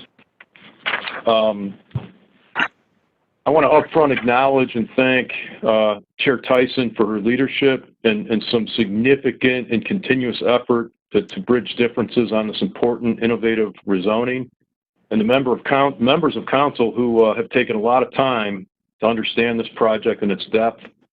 I also want to thank the city administration, the leadership of 6 departments, and as always, especially Shannon Pine of Building Zoning Services for managing this rezoning and the process. I want to make a point up front that we also want to recognize we met with the Big Darby Advisory Panel twice, the Columbus Development Commission twice, the Far West Area Commission 6 times, and we've made numerous changes based on all their input and really improved this plan in this zoning. I'm going to be joined in my presentation tonight by Greg Comfort of Harmony Development and Matt Callahan of Pulte Homes, and they're going to present some of the slides. Another just introductory statement, we've been at this project for about 2 years, really over 2 years as a formal application. We ask for and really appreciate your consideration and vote tonight as we're now at a critical stage in terms of advancing available funding for engineering in order for Director Gallagher's department to move forward and secure MORPC or other sources of money to really move the Hilliard-Renner Road intersection fix up in time. A positive vote tonight will also allow our developers to secure the private financing they need to launch construction in 2021 and 22 to get the project moving. The traffic issues exist today. The housing need exists today. The need to improve the area streams is overdue. The job creation, taxes, city fees, and funding needs all exist now. So it's telling that you as leaders are considering this project now. From a year of COVID and recession and really a crazy year, a brighter future will arise. I want to briefly summarize our project and then turn it over to our developer presenters. The The Sugar Farms Renner South site will create 1,098 new homes and will attract nearly $300 million in new private sector investment on the west side for Columbus residents over an 8 to 10 year build out. The project will have the ability to fix, as we mentioned, the Hilliard-Rome Renner Road intersection, which today is Central Ohio's 5th worst crash intersection. And again, with Director Gallagher's leadership, our goal is to move that fix forward in time that it would otherwise be. We will improve water quality and restore the Big Darby's most distressed stream, the Clover Groff Dip Run, which we border. We'll provide 81 acres in new city parks and connect them to the existing Spindler Park and other park with public trails. Shannon mentioned the trail along the stream is about 1.5 miles. Overall, inside this site, we'll have 4 miles of public trails, multi-use trails to be added. We meet the Big Darby Accord and the Trayview Roberts Area Plan in terms of density and 50% open space requirement of both those plans. The revenue program called for under the Big Darby Accord will raise $100 million in revenue over the life of the project and beyond for items like water quality, traffic study, more traffic safety improvements, and park improvements or other city priorities. This site over time will create hundreds of jobs in the build-out period and really people working, at home, and millions in city taxes and fees over the next decade. The Sugar Run application received positive recommendations from city staff reports and the 2 city advisory panels that heard the case, as Shannon mentioned. We received Big Darby Advisory Panel positive recommendation in December of 2018. The focus at the Big Darby Accord Advisory Panel was our use of the LEED neighborhood design principles, the city open space and density rules, and the code that governs those rules, protection of the priority lands like the wooded areas, the streams, and the wetlands that are on the site. A key focus item is restoration of the Clover Groff Run. The use and bringing in best available technology in terms of central sewers and stormwater best management practices. The Darby Accord panel looked at all these matters and requested written commitments to improve our project, our plan through the process, and we agreed to them. Our developers agreed to them. We put them in the PUD text, and they've remained intact. That is why we believe we got the city staff and panel recommendation for approval. The Columbus Development Commission recommended approval in May of 2019. Again, city professional staff and commission members evaluated really what the Big Darby panel had found and looked at their report and recommendations. At that time, we had concluded our traffic study and commitments and agreements with Director Gallagher's department. And they also looked at compliance with items like city building and zoning codes and regulations. The commission actually held 2 meetings. Mike Fitzpatrick famously said, this is the first time in 30 years we've done a separate special meeting on a zoning. I think he said 30 years. But that was to allow more community input, more testimony, and really they asked to speak with the Darby Accord staff from the city, Mr. Louis Tiva, and asked him to testify and weighed how the Accord looked at this case. And again, the staff report and the commission recommended approval of rezoning plan. At this time, I want to turn the presentation over to Greg Comfort, one of the principals of Harmony Development, who project is on the south side of Renner Road. And go ahead, Greg. Well, thank you, Council. Thank you, Madam Chair. Just as background, I'm a licensed professional engineer, have been so since 1983. My whole career has been in engineering. I served as managing partner and president of EMH&T, which was the largest engineering firm in Columbus, from 2000 to 2012. And then over the last 8-9 years, I've been teaching a class at Ohio State University in the civil engineering department. The reason I bring that up is some of these things I'm going to talk about really are engineering related, and I think it's important that you understand that. At the Darby Accord, we agreed to 4 conditions at the Darby Accord, and you can see them here on this slide, conditions 1, 2, 3, and 4. I'm going to spend a little bit of time on condition 1 because it's really important. Condition 1 relates to, or what the condition was, the stream restoration of the City of Columbus, sure that the proposed development will allow for appropriate restoration of the stream, including tree shading of the stream, moving the stream west and greater distance from the stormwater ponds.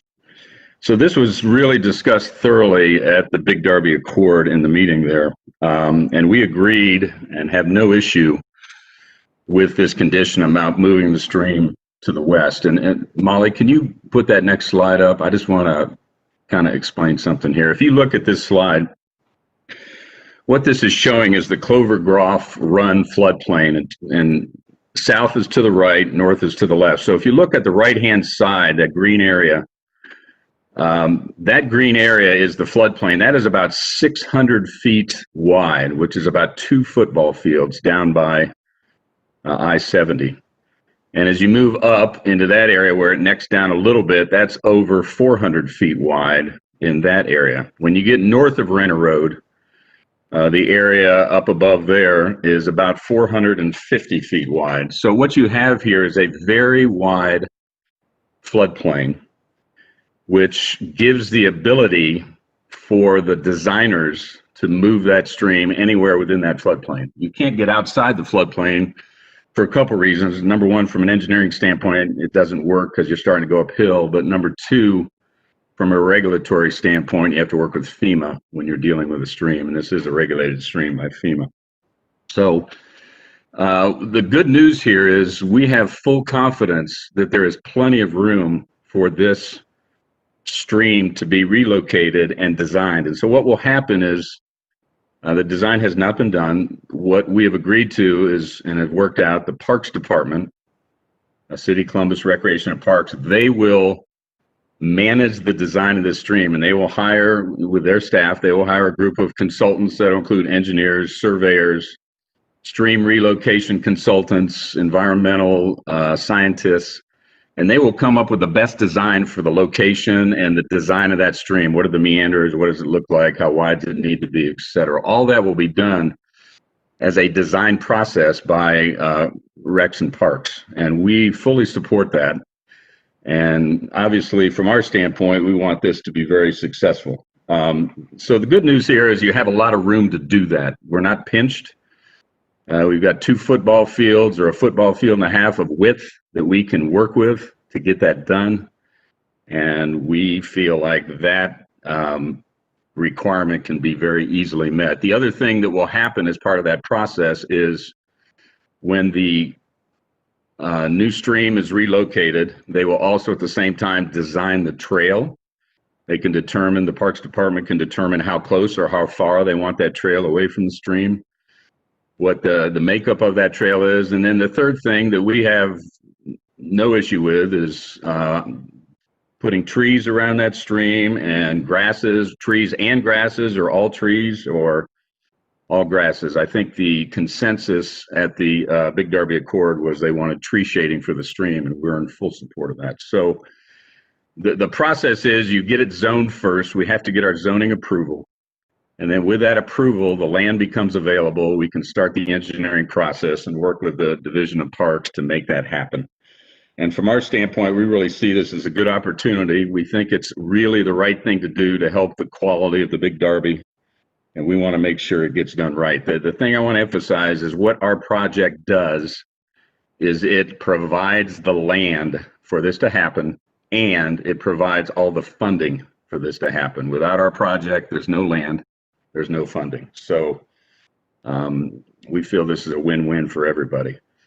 I'll go through these other conditions quicker. We agreed that all wetlands will be delineated, preserved. That will happen after zoning, and we will share all that information in terms of those delineations. And then we also agreed at the Big Darby Accord to a 50-foot wetland buffer. Originally, we had a 25, but we've agreed to a 50. Condition 3, vegetated swales. This is important. This is what we would call a BMP, a best management practice. We don't want to outlet the ponds or any of the drainage directly into the Big Darby Run, or excuse me, the Clover Groff Run. We want them to travel long distances through vegetated swales. What that does is it cools the water, it slows the water, and it cleans the water. So we have committed to that in our project, and have had a number of discussions with the city about that. Then lastly, apply for environmental review from ODNR. We got that. We received that December 4th of 2018, and we will reach out again with the Parks Department as this project proceeds. Let's go to the next slide, or the 2 slides. So we've been at this a long time, as Tom said. I'm just going to highlight some things, but this has been a very collaborative process. And a lot has changed and evolved in this project over this collaboration. We've collaborated with city staff, with the Big Darby Accord, with the Far West Commission, with the Development Commission, and with folks on city council. We've gotten input, and there's been a lot of changes that have happened. I'm going to highlight a few of these real quick. Traffic safety, that's a big issue out there. Probably one of the largest traffic studies I've ever seen done in my career, and I've been at this for 40 years. I looked at 11 intersections and came up with a number of improvements. What is really special about this project is our revenue program has the money to fund all of those improvements, up to $25 million. What we did agree after coordinating with public service is we are fronting the cost of the engineering of the Hilliard-Rome-Renner intersection. And we are doing that upon receipt of the zoning. So once we receive the zoning, we will move into facilitating and paying for the engineering of that intersection. And that allows the city to go out and get other funds from MORPC, ODOT, et cetera, that will enable them to even speed up the project quicker if they can get the money. So we're pretty proud about what we're doing. We know traffic is an issue, and we think our project brings a solution that otherwise would not happen. Number 2, environmental protection. We're donating 81 acres of park to the city. We have over 170 acres of open space. Of that, 80 acres is being donated. I talked about the stream restoration. We're applying the lead neighborhood design as best we can, given the constraints we have. And then lastly, the stormwater BMPs, trees, plantings, wetlands, swales, vegetated swales, pond enhancements, rain gardens, et cetera. All of those things are being done on this project. And we are increasing infiltration by about 35% from what it is today as an agricultural site. Item 3, density and neighborhood aesthetics. There's been a lot of discussion about density on this project. We are complying with the Big Darby Accord, which called for 3 units for an acre. We are complying with the Trayview-Roberts area plan, both of which required the 3 units and the 50% open space. We've made a number of concessions regarding our multifamily about mitigating height. We've committed to certain heights in the zoning, and we're also doing a setback off the road, so you have lower units up front, and this is on the southern parcel, and higher units to the rear near I-70. We've committed to good neighbor agreements with residents, and then lastly, we've been requested, and this was recently, and this came through the chair's efforts working with the Far West. We've reduced the number of units that abut the Renner Road houses from 32 down to 19 units. And we are putting in a vegetated open space buffer that will have trees to buffer the homes south of Renner Road. And this is important to us because we want to have a good buffer, and it's important to the neighbors there because they want to have a good buffer. And we are committed to maintaining that appropriately, and all that is in the development, the zoning text. Lastly, we are fronting $15 million in upfront improvements, water quality and transportation improvements. The revenue program, like Tom said, that ultimately generates about $100 million really helps to solve all these water quality and transportation investments. But on top of that revenue program, we as the developers are contributing $9,000 per unit. And I've done the pay as you grow. That's what PAWG means.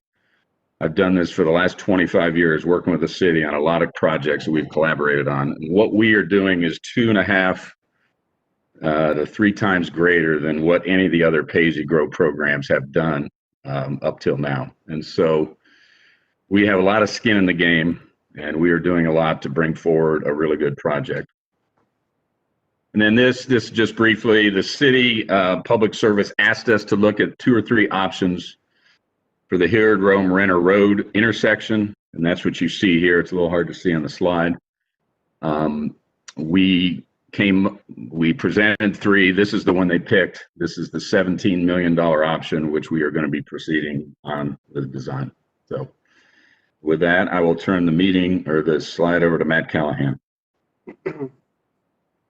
Thanks, Greg, and good evening, Chair Tyson, President Hardin, and members of council. I want to thank you again for the opportunity to present this plan to the city. A lot's been said already on some of the environmental aspects of this, but I'm going to touch briefly on a few of the points already made and some additional points as well. The environmental, the water quality aspects of this are, of course, extremely important. The Big Darby Accord guides this area, and we drew upon its guidance to frame the way we approach the development of this site. And of course, the primary purpose of the Darby Accord was to improve water quality in the Darby watershed while acknowledging that development was inevitable to occur in this area. As Greg said, we're very confident that our plan and approach here on Sugar Farms and Renner South will improve water quality, and we'll accomplish this in several ways, including bringing central water and sewer service to the area, which is called for in the Accord. The stream restoration that we talked about and restoring the Clogroff Run being the most distressed stream in the Darby watershed. We're utilizing the best management practices or BMP, and Greg listed a few of those here, including some of the vegetated swales, the wetland buffers, and other key BMP type approaches. And we're keeping 50% of the site's total development area as open space.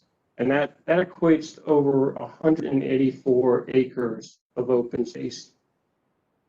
The Darby Accord Plan also calls for the protection of certain protection and preservation, I should say, of certain priority lands. And Shannon started to mention some of the Tier 1 and Tier 3 lands. We're preserving and protecting all of those lands. We're doing that by donating 81 acres of wood lands, streams, and wetlands as part of our parkland dedication. That 81 acres exceeds the city's parkland dedication ordinance by over 5 times. And with this, we'll also be able to generate funds from the revenue program to do additional stream restorations and parks and trails improvements throughout the watershed. Here's a couple slides.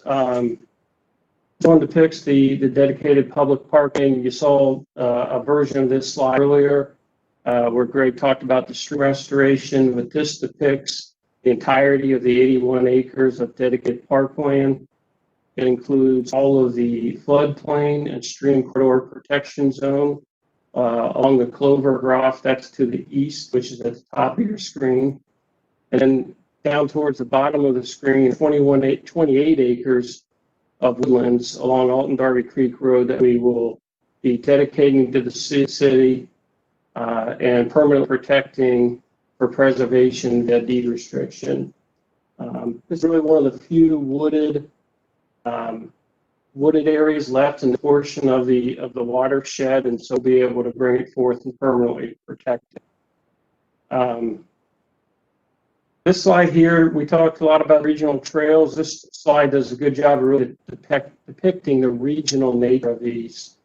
You can see the development sites kind of in the center right portion of your screen. And we'll be building public trails, that mile and a half of public trails that we talked about, essentially all along the eastern border of our sites. And if you started on the south, on the which would be the right-hand portion of your screen, we'll build the trails all the way to the northeast portion of our sites, where we'll connect those trails into Spindler Park. That's our mile and a half. And from there, those parks and trails can take you up through Hilliard and all the way out to Plain City. So it truly is a regional trail system that we're extending and adding on to. Go ahead and next slide, Molly. So, of course, this is a development proposal to also provide housing. This is a new housing development and community, and we should touch on that as well. As I'm sure you're all aware, Columbus is facing increasing housing shortage. And as the city's population and our region's population continues to grow, a continued housing shortage will further exacerbate some of the affordability issues that our region is already facing. Back in September, again, I'm sure you're all familiar with the housing report that MORPC released. In the city, of course, is a very major participant in that as well. This study called for and noted out a couple of things. Number one, first thing it noted is the region's rate of new housing production needs to increase. And it needs to increase by about 40% above the rates of the recent years. It called for 266 new housing units in our region by the year 2050. And importantly, it says that about half of those units are going to be needed within the next 10 years. So there's certainly need for housing in the city and in our region. Also point out that in the Darby Accord document, housing is one of the stated missions and priorities of the Accord. In terms of the housing choices, we've depicted a few here on the slide that you're looking at. There'll be several different type of housing. We'll have traditional or conventional housing, two-story housing, much of which depicted on the screen at a few different price points and price levels. We're also going to have what we might refer to as maintenance, empty nester style patio homes within the community. So those will be offered as well as a variety of market rate apartment units that will be built with the overall development. One of the things that I don't think is kind of at the bottom right-hand portion of the screen, one of the things I don't think housing quite gets enough credit for is its ability to be a jobs producer. Housing does create jobs, and this development will create a lot of jobs. I'll point to some statistics here, and these were really taken from some national housing studies focused only on the vertical or housing construction. This does not include infrastructure and the site development work that gets done. So these are somewhat conservative, but what these studies state is that this development would provide the equivalent, the single family only, the single family portion of this development would produce the equivalent of 196 full-time jobs for the 7 to 10 year build out period of the single family portions of the site. On the multifamily, that would equate to about 270 full-time jobs for the 2 to 2.5 years of multifamily build out. And then there's $70 million in new public infrastructure anticipated with the development. So on top of those numbers above, you have all the jobs and all the new infrastructure created as well. And of course, there's millions of dollars to be generated in city income taxes and fees.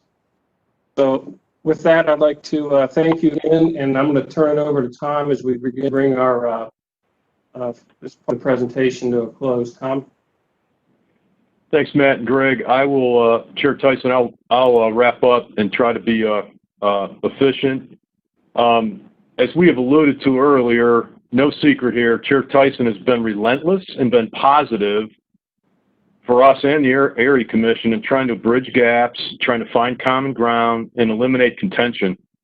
And so in recent weeks, she's met with us and the area commission and asked us to, on our side, asked us to address 4 items. And we just want to run those down real quick because they're important. First, I think the chair sought to make sure that the Accord panel commitments that, we did commit to were locked down in the text and in the plans and could be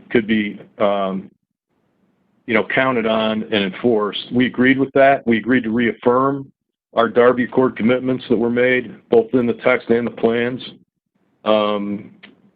We agreed that Accord commitments would also be part of a special MOU, separate MOU with Columbus Recreation Parks, because, again, they'll manage one of the most important aspects of the environmental improvement on this site, which is the stream restoration, with our input, with our cooperation, but also with neighborhood input.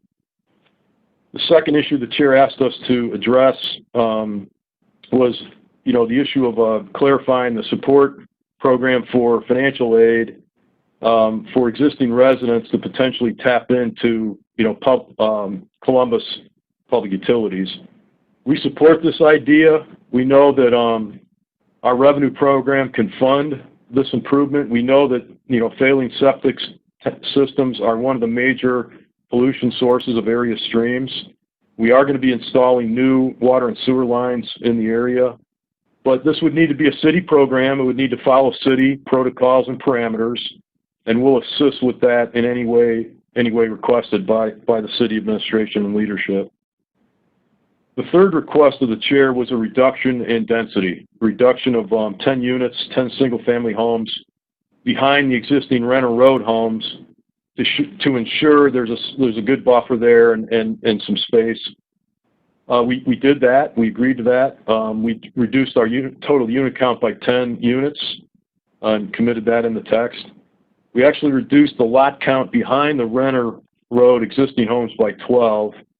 We also, some of those lots are deeper and wider to create that better buffer in general. But then in terms of the buffer itself, we did commit to that at Development Commission, but reaffirmed it's a natural buffer with mounds, trees, and meadow grass.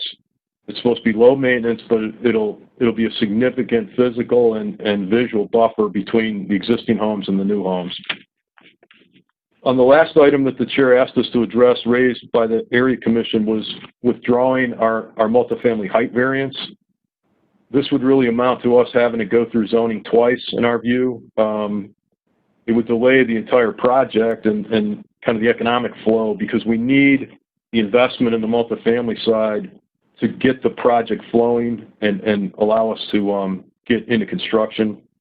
But as Greg mentioned, we've done a number of things, including staggering the height, including limiting height north of Renner Road to where it's very close to the existing 35-foot height district for single family. And then, one of the techniques to mitigate height is with space, with setbacks. So we have, between the existing Renner Road homes going north into our site where the first Pulte multifamily pod exists, there's 621 feet. So, we believe that space and the height commitments we made can help mitigate the height issue. We also agreed to we know, in likelihood who one of the multifamily developers would be at this point. So we did commit and show illustrative renderings and designs that show the quality of the multifamily design that the text requires. Our text has multifamily architectural requirements, and what we've provided, demonstrates that quality. We have to say, our developers are building the single-family homes on this site, so it's in their interest, both as to be good neighbors and to be successful, to have high-quality multifamily on the site next to their, retail single-family home site that they're trying to sell. The other thing we did is we'll commit that when the multifamily designs are finally locked down and we're going to go for site compliance plan and submit those, we will go back to the Development Commission and the Area Commission and share our final multifamily designs, because we feel positive and that they will be a strength of this project, and we're happy to get that detail when we have it. Again, I want to specifically thank the chair, Madam Chair Tyson, for her leadership. And it's what she does is a hard job, and it takes a strong constitution. And we saw that up front close, and we really appreciate it. Madam Chair and Mr. President and council members, with that, in conclusion, the Sugar Farms Renner Road South Plan meets the city code, it meets city regulations, the Big Darby Accord, and the Roberts Treview Area Plan goals and specific requirements. We listened along the way, both to the city and the community for input, and we've made significant changes throughout this process. It's a better plan for it, too. This development will also establish a revenue program that the Accord envisioned years ago to address long-standing traffic safety issues, water quality improvements like the stream restoration, and more. This site will provide a significant new level of home choices, jobs, and again, $300 million in private sector investment during a recession in what's a well-planned, low-density new community on the west side of the city. We're proud of it. We urge your support, ask for your support. Thank you, Madam Chair and members. We're happy to address questions at the chair's behest. Thank you, Attorney Hart. And before we hear from, we have 6 speakers on this. So I just want to share that I have met with the Area Commission 3 times, 10-9, 10-23, 11-13. And I met with the chair and the zoning chair over the mentioned this last several weeks. And the main issues that they were concerned about were the environment, traffic, density, and the height of the multi units. I also had 3 meetings with the 2 meetings with the Big Darby Accord, and a third conversation on the phone. And so we worked with several city departments. As you've heard from the presentation, there's several city departments that are integral to this zoning. And now I would like to take the opportunity for city staff representing those various departments to provide feedback on some of the issues that were identified by the Area Commission, and then we'll hear from the other speakers. So first I'm going to ask Director Gallagher, can you speak to the city's commitment to the traffic improvements in this area and the city's grant application with MORPC? Yes, good evening, Councilmember Tyson. As several people that have already spoken this evening talked about, there was quite a bit of work done with the traffic study that looked at 11 different intersections, looked at the access points into the to the site itself. And Dan Bletschmidt is also here this evening, and he can talk about some of those other improvements. But I'm going to address Hilliard Rome and Renner, which is the larger intersection and the one that I think has a lot of people's interest. It is the one that is the 5th highest crash location in the city of Columbus, and it's the one that has had lots of conversations. What we have been working with these developers is they have agreed, as mentioned earlier, that they will front, once this zoning is passed, they will front immediately the design dollars to start the design work for improvements to that intersection. And that is the full build out for improvements to that intersection. What we have already done to move that intersection along, because of the timing of it, we had to go ahead and do this. We have submitted a MORPC Federal Attributable Funds application. What that is those are applications that only come around every 2 years. That's why we did not want to wait for this, and we went ahead and submitted that application. We can always pull that application. We went ahead and submitted that application a couple weeks ago for construction funding that would be available around 2025. We submitted that application for approximately $10 million to go towards the construction of that intersection. Our intent is, if we are successful in getting those dollars, we would also go after Ohio Public Works funding and even possibly safety dollars through the state, through the Ohio Department of Transportation, and get full funding for this construction project. So with the developer paying for the design work and for getting state and federal dollars to pay for the construction, the hope and the intent would be that actual City of Columbus would not have to put any dollars into the construction of this large construction intersection project that is much needed, because as I said, it is an intersection that ranks highly for accidents and crashes within the City of Columbus.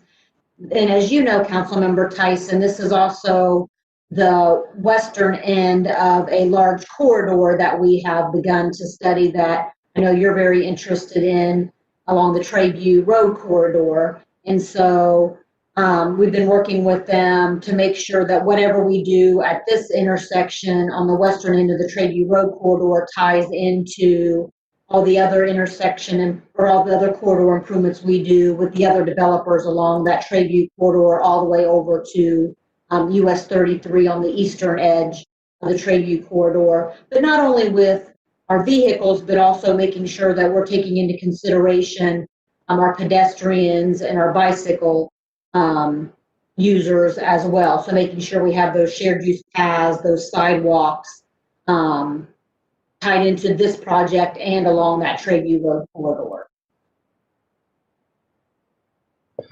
Thank you, Director. I know that you and Dan will be here to still answer any additional questions once we hear the speakers. So thank you.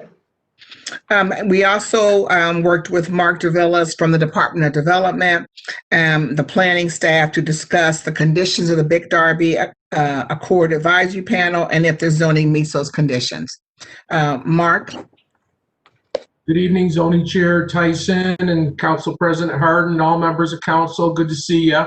As was mentioned, I'm Mark Dervillas, the Planning Division Administrator, and my comments will just relate to the 4 conditions that were already described that were part of the Big Darby Accord Panel's recommendation of approval. The panel did recommend the project, and as Mr. Comfort mentioned and covered really very well, there were 4 conditions of their approval. The stream restoration, as was described, the incorporation of bioswales into the project, consultation with Ohio Department of Natural Resources, and that wetlands would be identified and preserved. And I can tell you that all 4 of those conditions are included in the zoning text, and the commitment is made in that text. Also, as was described, many of these details of the commitments will be implemented as the development is constructed and will receive further review from the relevant agencies at the time of site compliance, as is protocol on such matters, and each will involve further coordination with the relevant city agency. So in summary, the conditions are included in the zoning text, which assures that each matter is addressed. So those are the only comments that I'd have, and I'd be happy to answer any questions that anybody has. Thank you, Mark, and I know you'll still stay as we continue this proportion of zoning. And the next speaker, is Brad Westfall is representing Recreation Parks. Brad, can you discuss the department's involvement in stream restoration and moving the stream west, please? Yes, good evening, Madam Chair. Thank you for Recreation and Parks opportunity to speak. Yes. We've been involved in how this will lay out for the stream restoration. We know it's a critical consideration for the project. And the current channelized ditch lies along the eastern parcel line of this development. And we will be moving it west because that really will be the only feasible way to do this. And there will be ample space provided. We believe it complies with what 150 feet or so that it takes to do a stream restoration like this. We base that on the experience that we have. North of this site, immediately adjacent to it, we've done 2.5 miles of restoration of this exact same Clovercroft run So we know what it involves. We know what it takes to design it, and we know what it's going to be to ensure its long-term permanent life as a natural channel stream. Again, it takes a lot of buffer, it takes a lot of trees, it takes a lot of plants, and we believe through pretty active discussions back and forth with the development team that's going to that is included in the plan, as well as the funding it takes to do that. So the estimates of how to provide the parkland with a restored stream, the estimates on what it costs to provide a public trail that would be 1.5 miles approximately to connect up to all of the parks north of this has been done. It does meet those conditions. And lastly, the parkland conveyance of 81 acres does exceed the parkland dedication ordinance considerably. And perhaps it should in this area. Our conversations with the area commission pointed out that it does take, in this particular area, it's a flat piece of the world out here, and it does take a wide buffer. I believe Mr. Comfort related to that as well. It takes the floodplain and a lot of space to do the restoration, and that has been done. And we will also preserve one of the larger woodlands left in the Clovercroft watershed of about 28 acres. So when you add up the environmental component of that, we asked for, and the developer has agreed to, a separate park MOU. That'll be important because what that goes to specifically is the conveyance of land to recreation and parks and the timing of that. So what we have got an agreement with is to have the acreage of the park conveyed at the initial phase of that compliance plan for these developments, not at the end, not in the middle, at the beginning. So when one thing starts, that parkland is conveyed. I think that was very important because I know residents that are near this area, we were aware that they would like to have that park concurrent as the development unfolds. And this will certainly would go a long way towards that. It's not a typical way to do this, but we're glad that that will be in the park MOU. And if there are no other questions, I'll turn it back to you, Chair Tyson. Thank you, Brad. You'll still be here. And the final person to speak is Ann Aubrey, who's representing the Department of Public Utilities. Ann, can you discuss the potential impact that a development of this size can have on neighboring wells and septic tanks, and the recourse residents can take if there are any issues? Good evening, Chair Tyson, other members of council. The developer is going to need to be responsible and perform construction activities in that area. And if they make any impacts to the wells or the septic systems, they'll be responsible for those damages. There is some question about access to service, and happy to talk to those residents about annexation and access to those services as well. Thank you, Ann. All right. I really appreciate the indulgence of my council colleagues as we move through this ordinance zoning. So we have 6 speakers. The first speaker that is in support is Dave McCurdy.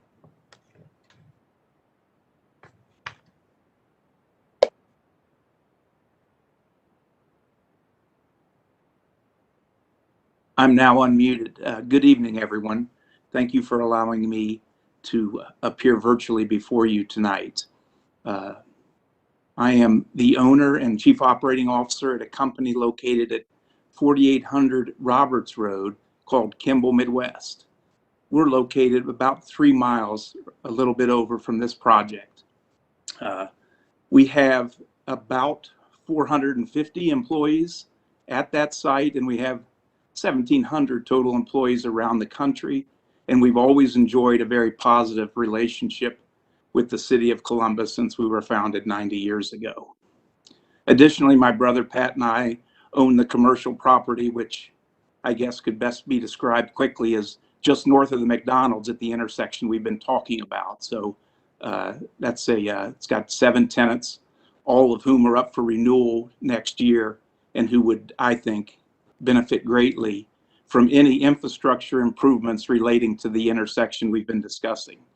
I travel that way very often, and it is frequently an issue, and I'm very impressed with the plans that these two firms have come up with to address that, in which the city has worked so hard on already. Kimball Midwest has partnered with the city 6 years ago when we decided to stay in Columbus and double the size of our business at Roberts Road, and did a 220,000 square foot expansion. Part of that program was to create jobs for the West Side. We've done okay with that. We've met all the objectives. We've added 172 full-time equivalents over the last 5 years, and we plan to continue to grow our workforce on Roberts Road.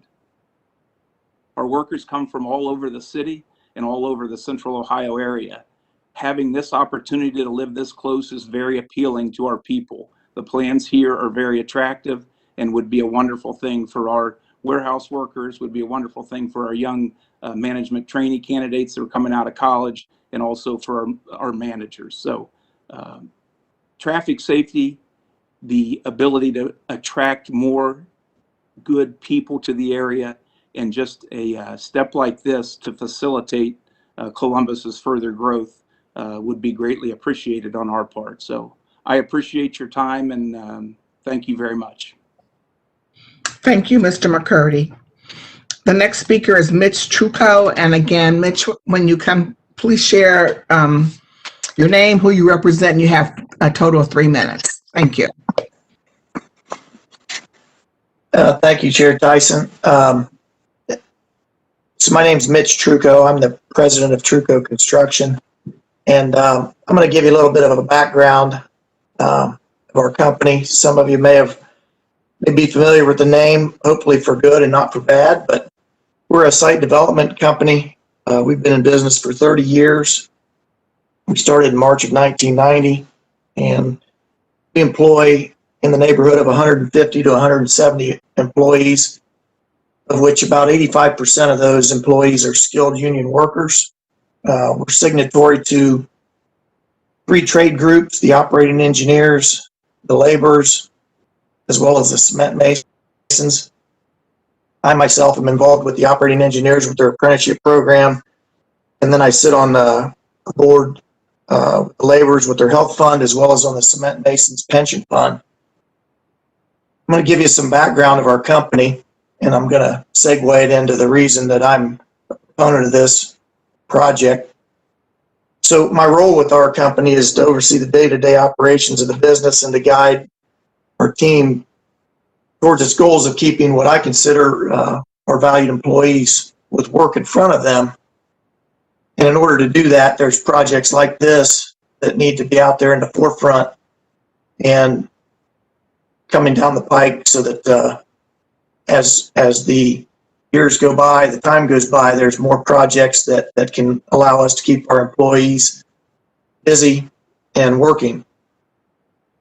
Our company is involved in the heavy civil trades, as I kind of mentioned. We install sanitary sewer mains, stormwater, sewers, water mains. We're earth movers. We install sidewalks, curb and gutter, as well as streets, and that's all with self-performed work. So in other words, those are not subcontractors to us. Those are self-employed trades. However, there's times where we are general contractors on projects, so we will employ other subcontractors that would do the types of civil work that we do not self-perform. As a company, we're licensed to do business in 30 municipalities or counties across the state, and we have worked out of state sometime in prior years.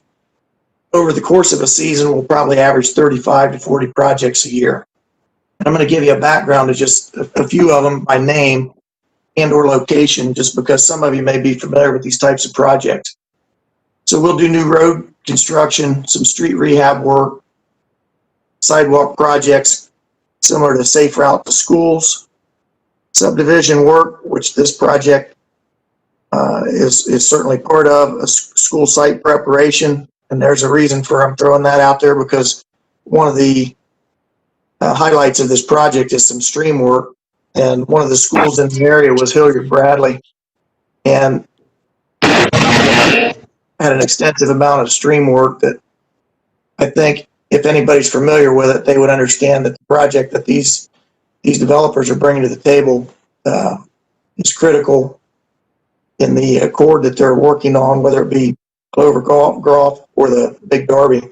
We've done ODNR work, be it marina construction, State of Ohio ODOT work, a multitude of City of Columbus projects involving new utility construction, street rehab, new street construction, sidewalk work, and we've also worked in the Parks and Recs area of the City of Columbus. Some of the projects by name, and again, I just throw these out there so that when I make my last point, you understand that I've got some experience. I think Greg mentioned he's been doing this for 40 years, and Mr. Callahan and Mr. Comfort both are in the industry for a long time, as well as I mentioned to you, we've got 30 years of experience. But to throw some names out on projects, we've done the Polaris Fashion Place and Town Center, Hard Road, phases 2 and 3, Morris Road Roundabout, which I know is not City of Columbus, but I only throw that out there because of the safety of intersections. And that was the first roundabout in Franklin County. The Fort Hays infrastructure improvements, Cook Road water line, Poindexter roadways phases 2 and 3, as well as the sanitary phase 3, and Warner Road phase 1. We've been involved with numerous housing projects around Columbus and the central Ohio area, including Cussing Place, Brook Lane, which is not far from this particular project, Austin Place, Upper Albany West, Parkside, Soda Ridge Apartments, Reynolds Crossing, Albany Moore, and the Villas of Rocky Fort. Some of you may or may not know what those projects' locations are and or what they're about, but I can tell you that our experience on those projects, most of them had stream restoration, stream corridors that you had to work around. And the plans that you're looking at that these two developers have put together, and I know you've heard them say it, they went into extensive lengths to make sure that they met all the requirements. I've not quite seen one as extensive as this, and that's in our 30 years of time. As you guys know, Columbus is a growing city. It's in a growing region. The area needs quality homes for existing residents and new families coming here. And the needed workforce to complete these projects can only be available if there's projects to be had to keep them here. The one fortunate part of Columbus is it's been an area of growth. It's almost had a bubble over it. We need to keep things going like that because the work is out there from a warehouse standpoint. People are moving in and they need quality places to live. We need to invest in public infrastructure to provide the basics of traffic safety, clean water and sanitary services, and parks and trails. Having worked on the projects that I've mentioned, I've seen how these types of projects that we're talking about, Sugar Farms, Renner South, bring good paying jobs for our families and our workforce. We need to support development projects that provide all of these things. Having worked around the city and beyond, I know this area has many existing challenges, including the need for roads that allow the traffic to flow properly without concerns for hazardous intersections. This project will help improve the area around it, make the roadways and infrastructure better. I know you've already heard it, but I'm going to reiterate it again. Sugar Farms and Renner South will help the city address these challenges. It'll generate funding for millions of dollars of roadway projects, like fixing the Home Road, Hilliard-Rome, Renner intersection, bringing central water and sewer and storm water best management practices to the area to improve water quality. As a contractor, we're excited to see projects like this, projects that bring jobs to the area. These developments, as you guys have heard, will create good paying jobs from the private side as well as from the public side. Sugar Farms and Renner South are making a big investment in Columbus, building quality homes, creating good paying jobs, improving traffic safety and water quality, and creating new parks and trails. As I said, I've worked with many of the principals and professionals involved in this project.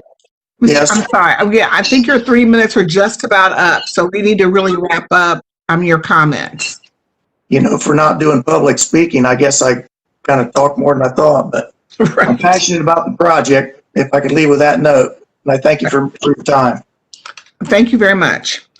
All right. And the final speaker that's for this is Timothy Van Coe. Please state your name and who you represent. And then, and you have 3 minutes. So we need to, I thought, our clerk's office, I know no one's is not in chamber. So make sure, I'm going to have to make sure I monitor the 3 minutes. So Mr. Van Coe, the floor is yours.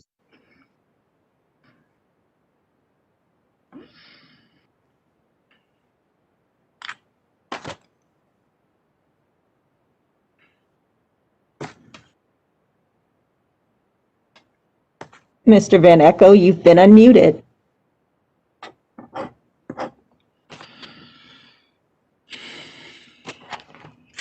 Mr. Van Coe.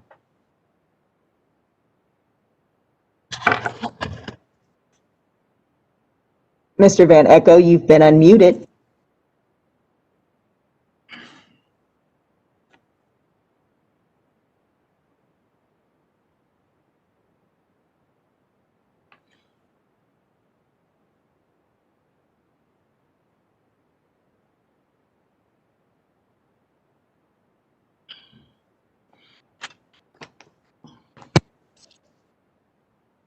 Mr. Van Coe, you've been unmuted.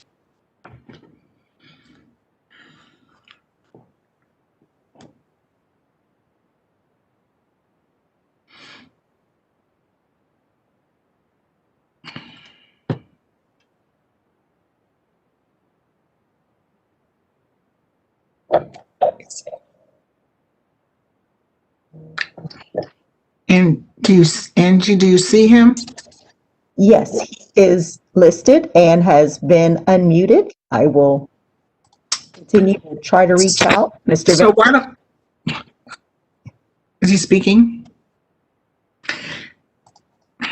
We can go to the other speakers maybe if he's. That's fine, whichever you choose. Yes, why don't we now go to, there's 3 speakers who are against this legislation, and I'm going to ask Ms. Sharon Ross-Statler to speak, please.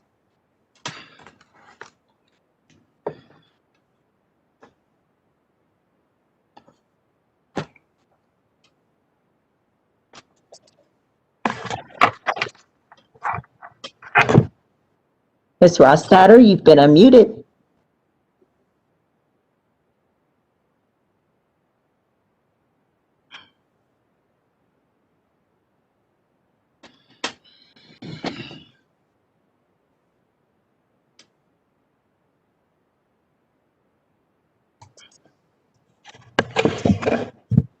Sharon Ross-Statler.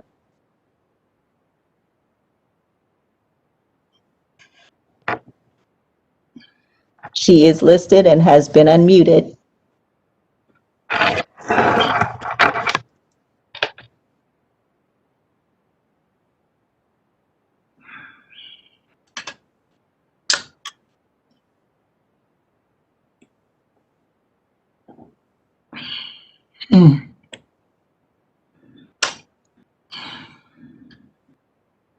Well, why don't we move to Mr. Anthony Sasson.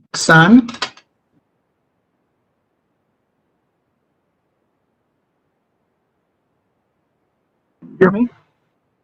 Yes, we can hear you. You have 3, state your name and who you represent. You have 3 minutes. Thank you for the opportunity to speak, Council. My name is Anthony Sasson. I'm speaking in opposition to the application. I'm speaking as a member of the Darby Creek Association, which was founded in 1972 and was active in opposing 2 proposed dams on Big Darby Creek in the 1970s, shaping the city of Columbus's water supply plans for saving the creek. These dam proposals were abandoned because of the outstanding quality of Big Darby Creek. Otherwise, the creek would not exist as a national scenic river. Excuse me while I adjust my computer here. I have reviewed the site plan map related to ORD 1685-2020. This map includes riparian setbacks in some floodplain designated as not to be developed, which I will call the stream restoration area. Please note that these stream or riparian setbacks are required by the Ohio EPA General Stormwater Permit for the Big Darby Creek watershed. I don't believe that permit requirement has been mentioned yet tonight. That Ohio EPA permit also requires the protection of the 100-year floodplain. These have been Ohio EPA requirements since 2006 for all construction near streams in the watershed. The stormwater permit requirements were established in addition to the Big Darby Accord. Expanding the stream restoration area or moving the stream restoration to the west was a condition of the Big Darby Accord Advisory Panel's approval in December 2018. Concerning the need for funding of stream restoration or conservation land acquisition, grant money is available from the State of Ohio's Clean Ohio Fund and Ohio's Water Resource Restoration Sponsor Program. Unfortunately, these grant funds have not been used for several years by any local government in Franklin County in the Big Darby Creek watershed. For example, in 2020, over $1 million of Clean Ohio Fund money went unused in Franklin County. Please note also that while stream restorations are helpful, Clovergrove Run, which is affected by this proposal, and Hamilton Run to the east, both fail to meet the Ohio Clean Water Act threshold for warm water habitat, the average stream water quality goal across Ohio. They are below average quality even after several stream restoration projects costing around $10 million. This needs to improve substantially. Note that overall, and I want to emphasize this point, Ohio urban streams score considerably lower than streams in agricultural areas. And please see figure 3, the graphic in my written testimony. My main point, to help improve the chance that Clovergrove Run will improve its scores and at least approach meeting the above mentioned Clean Water Act goal, I ask you to consider requiring additional stream riparian setback area planted in locally native vegetation open space, including application. Widening the riparian setback along Clovergrove Run where it is narrow and restricted by stormwater ponds and residential lots. Please see figure 1 in my written testimony. The City of Columbus's Recreation and Parks Department cannot do this after the stream restoration area parkland is conveyed. It must first be done in the development design approved for these parcels. Again, thank you for the opportunity to speak.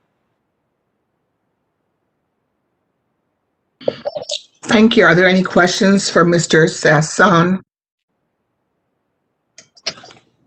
Councilmember Tyson, I would actually ask for the attorney or someone from the team to address Mr. Sasson, I believe, his concerns about the Clovergrove stream. We at council have received countless emails that have pointed out this stream as being a part of the issue. And so I think that he's brought up some valid concerns. And if they've been addressed in your presentation, if you could just reiterate how you plan to meet the request that's been made. Thank you, Chair. Thank you, Councilmember Favor. So we will have them come back and address all those issues. Unless normally we would just have them come back up and then address all the issues that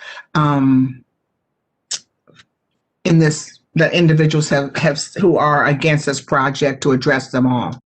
Okay. Okay, make sure he comes. Yes, thank you. The next speaker is Mr. Jeff Tetzloff, who's also one of the members of the Big Darby Accord panel. Okay, can you hear me? Mm-hmm. Thank you. Good. I'll try to be quick. I'm the president of the Darby Creek Association. Our group has members who have decades of experience in watershed protection. We have members from the EPA, the Nature Conservancy, Ohio State, and various other environmental consulting firms. I myself have gained the trust of various stakeholders for being a strong advocate, but also a trusted partner in providing accurate environmental information and impact information, and in helping jurisdictions plan their growing communities in harmony with the very complicated Darby ecosystem. We strongly oppose this. We are not against development. I want to make that clear. We fully expect this site to be developed. We're against developing it in violation of the Darby Accord, which we believe this plan is. The Darby Accord very clearly points to this as being a special demonstration site. This was kind of brushed over in the presentations from staff, but this, in our mind, is the most important aspect of this site. This site was envisioned as a place that would be the cream of the crop and a place where other developers could go to see the best possible development, and this is certainly not it. One of the main problems is the lack of open space. They have claimed 50% lack of open space. They're counting lawns, retention ponds, playgrounds, and such as open space. This is not permitted by the Darby Accord. And it escapes me why city staff are allowing this. Also, I want to talk about the restoration zone, which has gotten some discussion tonight. You'll note that when the developer showed the image of the plan, he emphasized the widest areas of the restoration zone as the 2 football length areas, which are good. What he didn't mention was that a third of the site is almost ridiculously narrow. That's what the Darby Accord panel was speaking to when we asked that that zone be moved west. I've been in touch with other members of the panel. Let me assure you that the panel conditions have not been met. And if that needs to be further clarified, what I would recommend is that this be tabled for a month. We have our meeting in December. We can discuss it and provide clarification on that for you. But I myself am on the panel, as I mentioned, and the panel condition number 1 having to do with the restoration area has not been met. The last thing I want to say is that the Darby Creek has been named to the American River's Most Endangered River list. It's a dubious distinction. There are approximately 250,000 rivers in America, and we've been identified as one of the 10 most endangered. The reason given was increasing development and consistent implementation of the Darby Accord. This plan is a to that. Columbus helped develop the Accord. You helped write it. You signed off on it. You're committed to following, and we urge you to follow the Darby Accord plan. And thank you very much for your time. Thank you, Mr. Tetzloff. And then I'm going to again see if before we have the developer answer questions, I also again will see if Sharon Rostetler is able to share any comments. Hello, can you hear me now? Yes. Wonderful. Let's see here. So thank you, Zoning Chair Tyson and Zoning Committee members. I'm Sharon Rastetter, Chair of the Far West Side Area Commission, and I'm speaking tonight on behalf of the Area Commission, area residents, and the Big Darby Creek.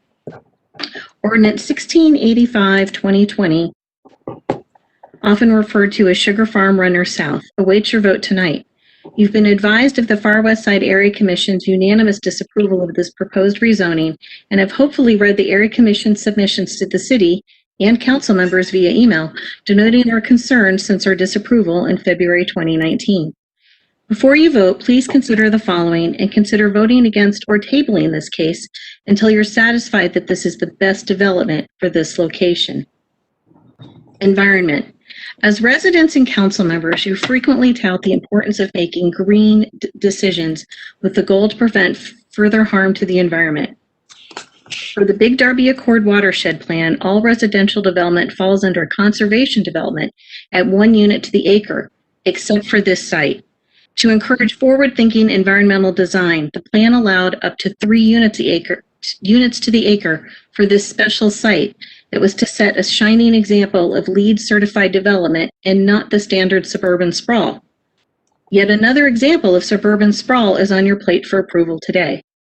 This could have been an impressive development worthy of other cities' interest and ire that they weren't as fortunate to have such an incredible exhibit showcasing, as Mayor Ginther noted to our Area Commission in June, the kind of dynamic, inclusive growth that we need to see.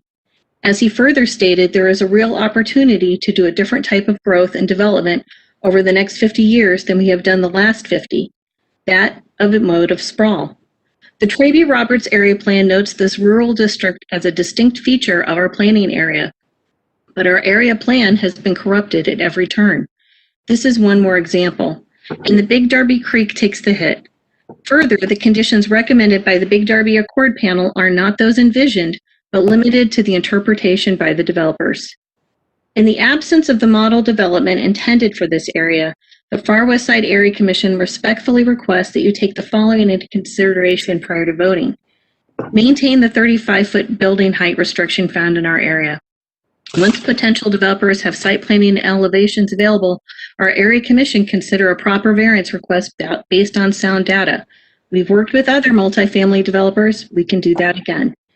Require written commitments from the applicants and/or the city regarding township residents' recourse should their private wells for water and septic systems suffer negative impacts due to construction of this development and associated roadways. Written commitments. We would also like written commitments from the applicants about what maintenance means for the buffer zone behind the Renner Road homes. The current development text language is vague. Name the plants to be planted, how future HOA will be required to replace trees and plantings, and how often this unspecified maintenance will take place and what it covers. Also address any potential flooding issues and runoff from this buffer. Please consider what this development could be as you make your decision. Thank you. Thank you. And now I would ask first Mr. Hard to really begin to address some of the concerns from Councilmember Tyson. Councilmember Tyson, pardon me for interrupting. Would you like for me to try Mr. Van Echo once again? Oh, yes, that's fine. I'm sorry. That's fine.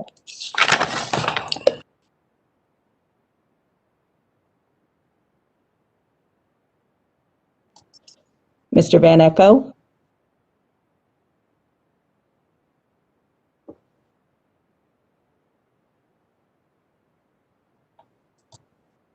Hello? Mr. Van Echo? Yes, can you hear me now? Hello? Yes, Mr. Van Echo, please state your name, who you represent, and you have 3 minutes. Okay, my name is Tim Van Echo. I represent my wife and I. I'm a retired professional civil engineer that worked 38 years for one company, BBC&M, which was later bought by SNME. I did previous work for the developers on this project, and I do trust that they will do what they say they will. And this development, I know there's a need for good life and the environment in the area. I do understand that change is hard for many, that the area has longstanding traffic issues and stormwater issues, and some local residents have bought homes thinking the area would never change. But people and companies have the right to develop land. Many existing residents live in homes and developments that have not been there all that long.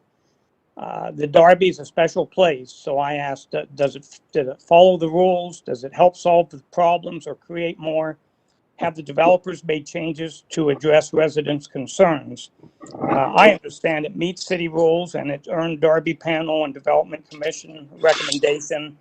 It looks like it's helping to solve long-term traffic and water safety challenges. They look like they've made changes to be good neighbors by reducing lots, putting in the buffering, and providing revenue streams, again, that they've talked about. The bottom line is we need new quality housing choices in this area, and change is hard for a lot of people, but I do believe the Sugar Farms and Renner South will be good neighbors. For these reasons, I do request that the City Council approve this rezoning. Thank you. Thank you, Mr. Van Echo. All right, I'm now going to ask Attorney Hard and to address some of the issues that we heard from Mr. Sasson regarding the stream restoration, the Clovergrove stream, and the issue of recs and parks. And they may have to, again, address this, but certainly about the recs and parks being able to want to have the land that's there, and also to address, like I said, Clovergrove, et cetera.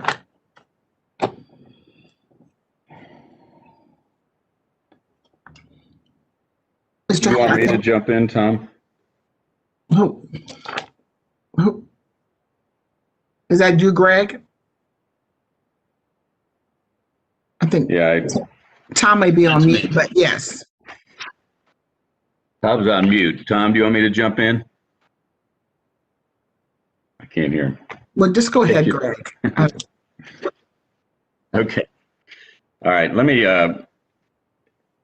obviously, we've done a lot of things to address water quality here. And that's really the bottom line. The Derby is about water quality.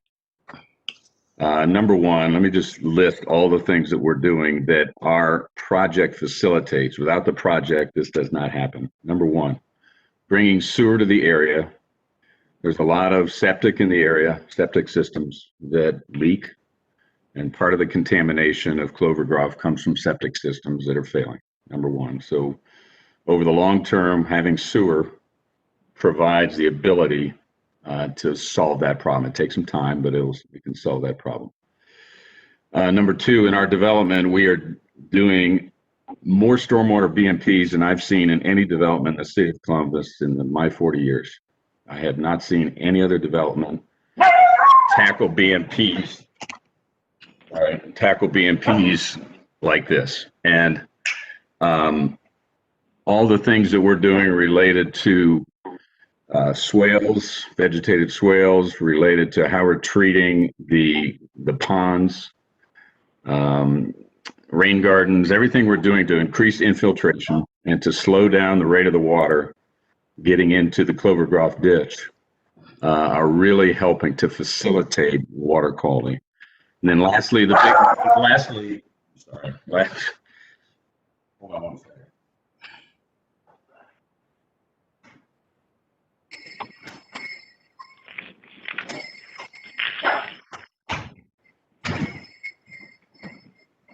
Never fails. The dog's going to start barking when you're talking.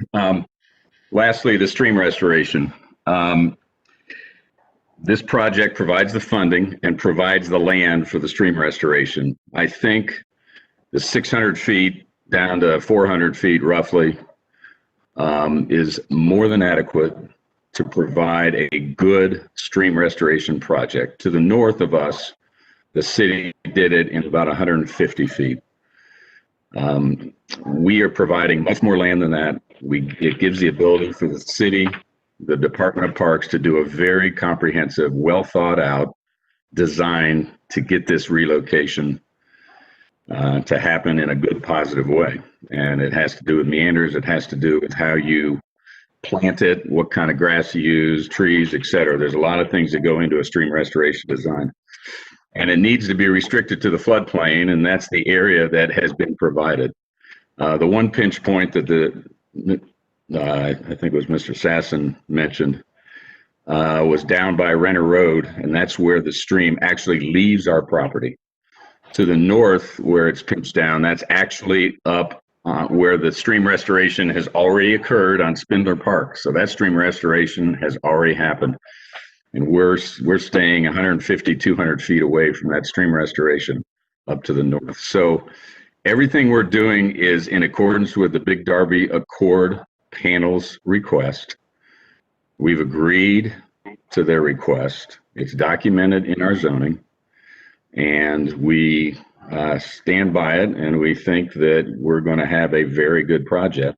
And the fact that we can pay for it, I think, is a real benefit to the city, and the fact that we have the land to get it done. So all of those things being said, I feel very confident that the approach we're taking is right. You can't design it until we're zoned. We have to get it zoned first, and then we proceed with a good, orderly design. And like Brad had mentioned, we are going to be dedicating that parkland very early, which will allow that design to proceed very early. And so all of that, I think, will really help accomplish what will be a very good project and something that will greatly increase the quality of that stream and the Darby watershed in general. So we feel very good about what we're doing. We're not cramming this thing in some small little corridor. I'm going to ask Councilmember Favor if she has questions, since I know she did have some based upon Mr. Sesson's questions. Councilmember Favor, I don't know if Mr. Comfort has answered your questions, but the floor is yours if you. Thank you, Councilmember Tyson. And before the moment gets away from me, let me just give you a round of applause, you and your team. This was a heavy lift, coordinating with so many departments in the city, as well as working with all of the individuals and entities that are involved with the development, potentially, of the Big Darby Sugar Farms area. So wonderful job in getting this all together. But with that, I think there is, I'm not sure if Mr. Comfort hit the question completely. And I think there's concern ultimately with, the clogging of Clover Grove. I'm not sure if I'm saying it correctly. But if the special MOU, I believe, as you stated, is going to, designate the area over to Columbus Rexon Park. Does that mean ultimately that the city is going to be responsible for the maintaining and cleaning of that stream, or is it going to be some hybrid between you all and the city? I can answer that. In the revenue program, we are providing funds for maintenance. So all of the things that we are doing, all the BMPs on site, anything that needs to be maintained, we are providing funding for that maintenance in perpetuity on an ongoing basis. So maintenance is important. When you have a stream, there's invasive species that come in, there's things that happen, you've got to maintain it. Same thing with on-site BMPs. All of that is important, that it be maintained and function well. And that's why we have money, a lot of money, set aside on an annual basis to hire out the ability to come in and maintain. So we're just not building it and abandoning it. We're building it and maintaining it. So, and the other thing, one other point, I think Rexon Parks has a good history of this. They have a good history of doing this. They've done a lot of this. They understand how to do it.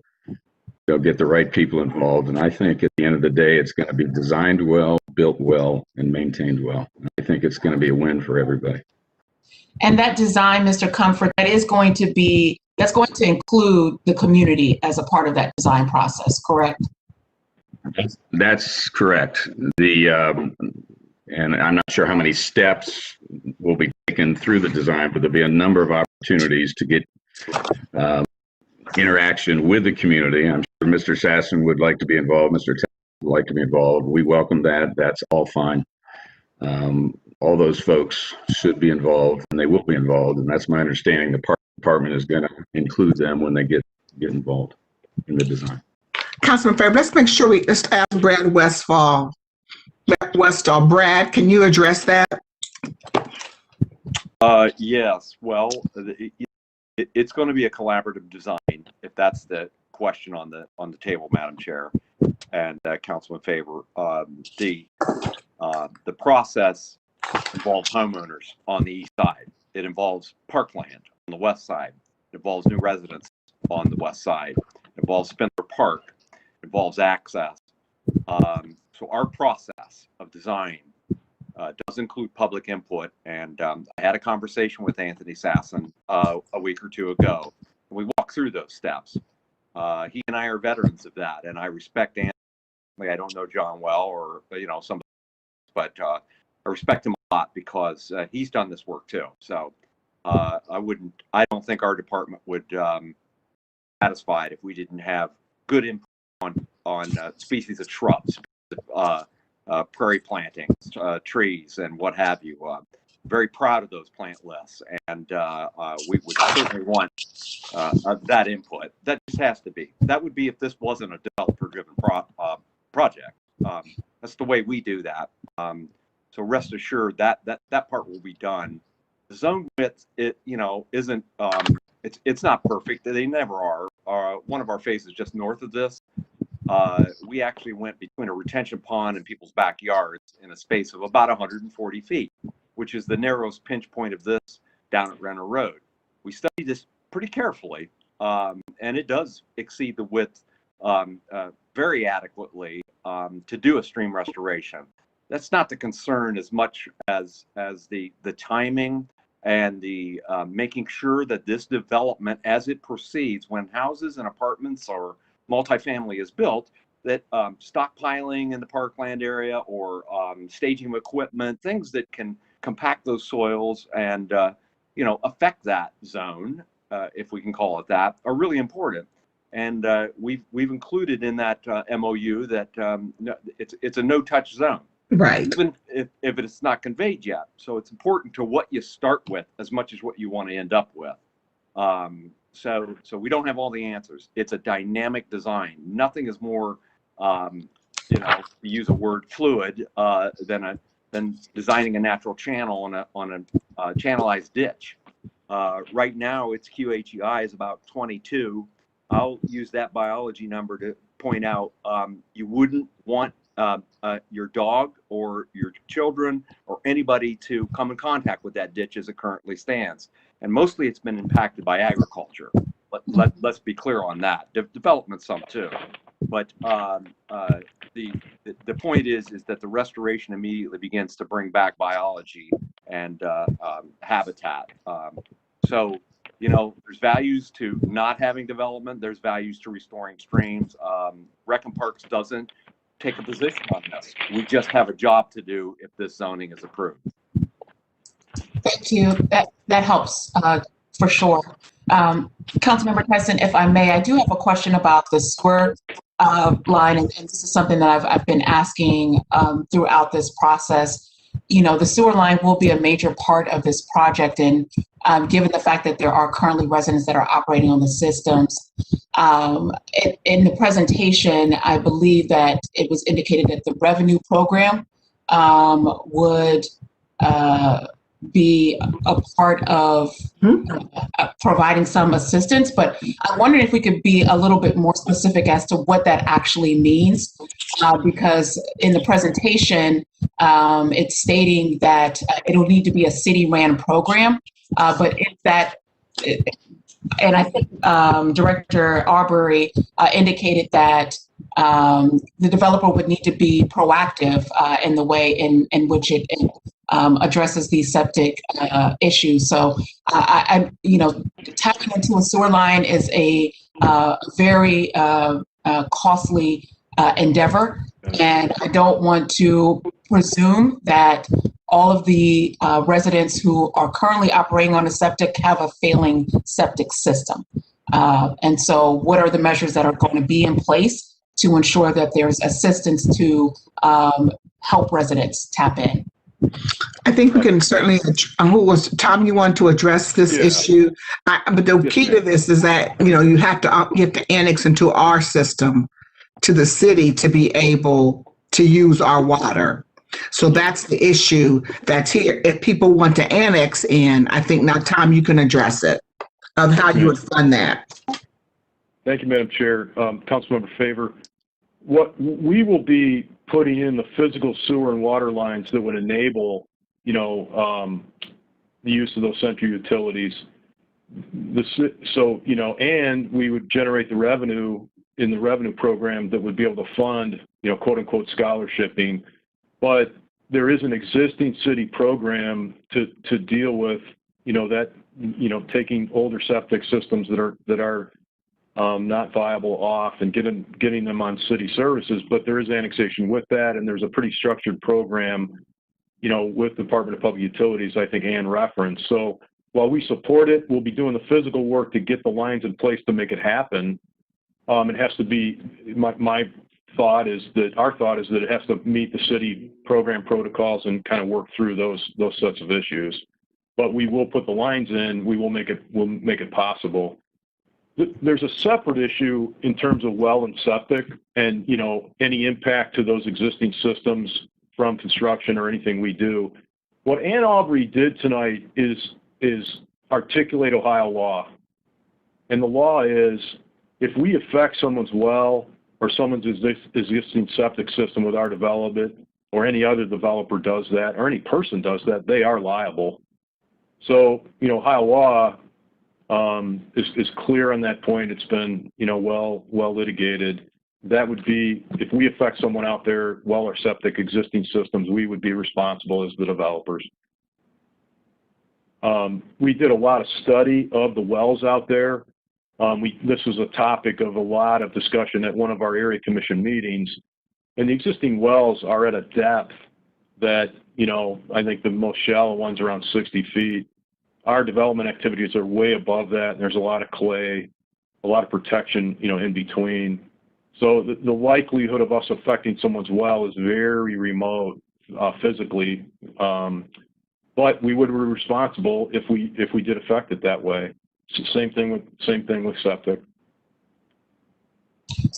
So, Mr. Hart, so there is not actually going to be additional financial support to an individual, a resident who is going to be required to tap in, other than what already exists with the city, because the city's program doesn't cover the entire cost of the fee to tap in.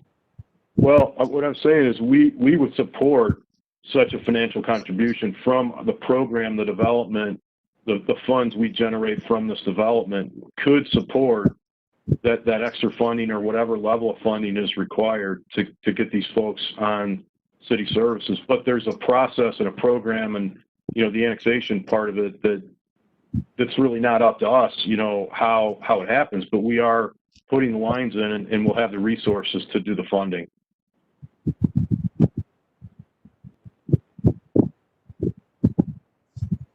Okay. Is Director Aubrey still on the call?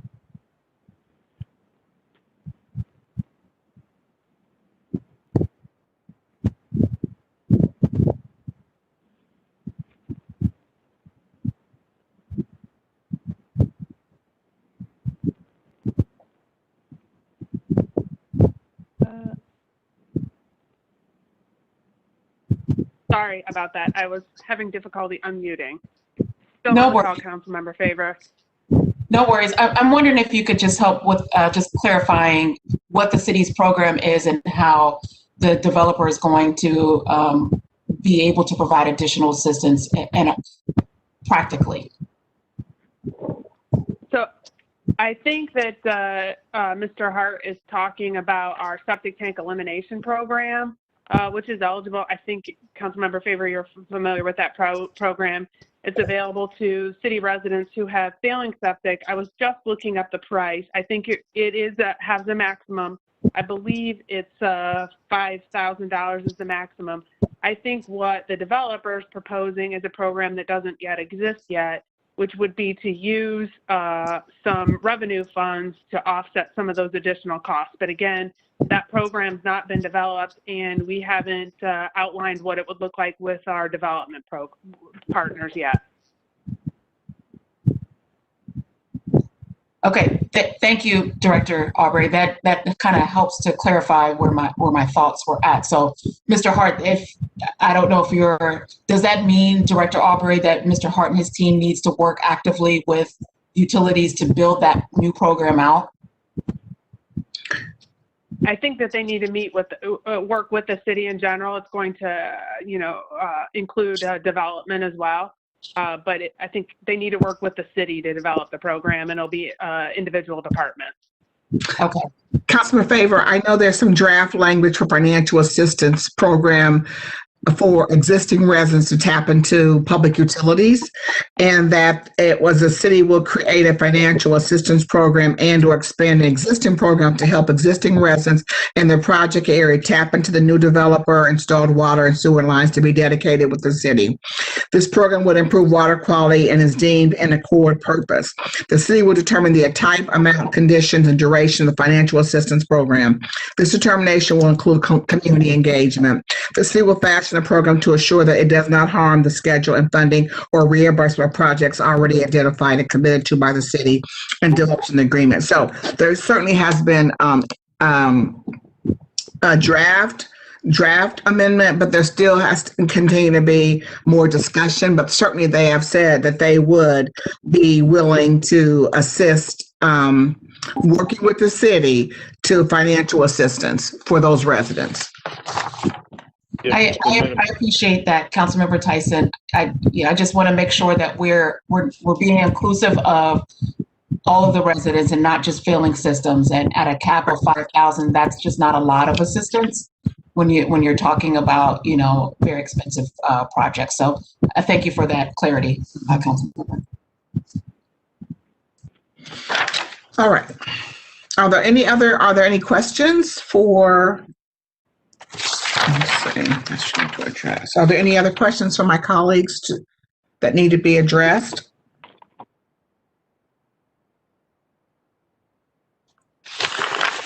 Okay. Councilmember Tyson, I have another question if no one else does. All right, Councilman Favor. This is for Director Gallagher. When can we expect to see actual construction for the Hilliard Renner intersection? And I do applaud the developers' effort to contribute those design dollars, which is half the battle in most of these types of situations. So when can residents start to expect to see some work being done? Yes, so Councilmember Favor, if we are successful with the attributable funds dollars, those are expected to be available right now in the 2025 timeframe, which is about right for the size of this project. That would probably be when we would be ready for the construction dollars anyways. We're expecting a 2-year time frame by the time we would get going with the design and the size of this design project, 1.5 years, 2 years for the design, and then that would give us a year for right of way, a year for utilities, and then go right into construction in a 2025 timeframe. Thank you, Director. You're welcome. And Director, just real quick, sorry, Chair Tyson, to jump in, but since she was there, I wanted Director, I know we spoke about this. If this project wasn't here, if we weren't doing it, if we weren't to approve this, when would the city get to Renner and Hilliard Row? I don't know. We do not have this on our 5-year plan at this time. So it could take up to 10 years. Yeah, we talked about that. Yeah. Yeah, we do not have any design money for this at this time. Appreciate that. Thank you. Yes, you're welcome. Are there any other questions? I'm sorry. Well, seeing that, first of all, I want to really thank the area commission, who certainly I know that I've had 3 different conversations with. I want to thank the Big Darby Accord members, and certainly when this was approved, Mr. Hoy was the chair, and it was a 4-3 vote. And I want to thank them for their work, and certainly I've had 2 conversations with them, and then I had a 3rd conversation on Friday. So I've had about 3 conversations with them, and of course with the directors and that are on the call today. And again, as we've heard today, that the Accord did vote 4-3 yes. The Development Commission did had a 4-1, and they also had some stipulations that they wanted to make sure happened. Of course, that has occurred. We also know that the staff has said yes, and the Far West voted 0-8. And I just want to say that I think there was some concern, even from some conversations on Friday, that I don't want anyone to think that the Accord, they voted for this. But when we look at when we are evaluating a zoning, we do look at what's the staff saying, what did, in this regard, the Accord, what did the Development Commission state? And then we also, certainly I've had the conversations with the commission. And as we heard earlier, and the number one area was around the environment. And we have certainly heard from Recreation and Parks, we've heard from the developer, but clearly Recreation and Parks, and then the Big Darby Accord about the environment. And those conditions from the meetings that I had with, again, I know there's some members of the Accord that are not in support, think that we should be doing more. But again, did we meet the qualifications of this, what was put in the Accord? And we've heard tonight that was a yes. So, and I care about the Big Darby also. So we care, our council cares about it, and that's why we ask a lot of questions. In terms of density, when I talked to the commission, they were concerned about, they wanted, 10 less houses on Renner Road. The developer said yes to that. The multi-unit, the concern for the multi-unit is it is 50 foot, 40 of it though is the habitable, so 5 foot more. The other 10 is really is architectural, and we certainly have seen the buffering. It's been the taller buildings are to the back. Let's see here. In terms of traffic, we've heard from Director Gallagher and the importance of the commitment of the developers to be able to really make that part of the Renner Road area to make it safer based upon this zoning. And again, I really appreciate all the meetings that I've had with everybody, and I've listened to everyone. I appreciate my council members listening to everyone, and making sure that we were all caring about this area. I'm appreciative of the jobs that will happen here, the development of homes, and the multi-unit homes for individuals. So based upon listening to everybody, making concessions, I'm in support of this zoning. And so with that, I will ask. I want to. Madam Chair, can I just jump in real quick before you call for the vote? Yes, President Harden. I just want to acknowledge your leadership on this and the work that's gone into this. When there are contentious conversations and votes like this, process matters.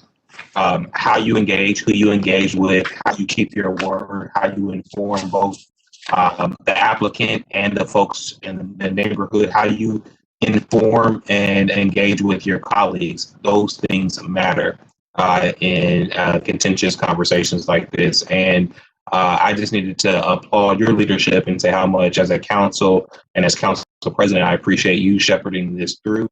And know that you've had a lot of meetings.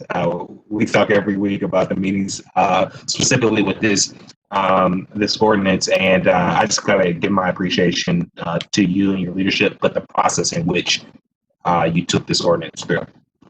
Right. Thank you. Well, thank you. And so if there are no other questions or comments, I first move to amend as submitted to the clerk.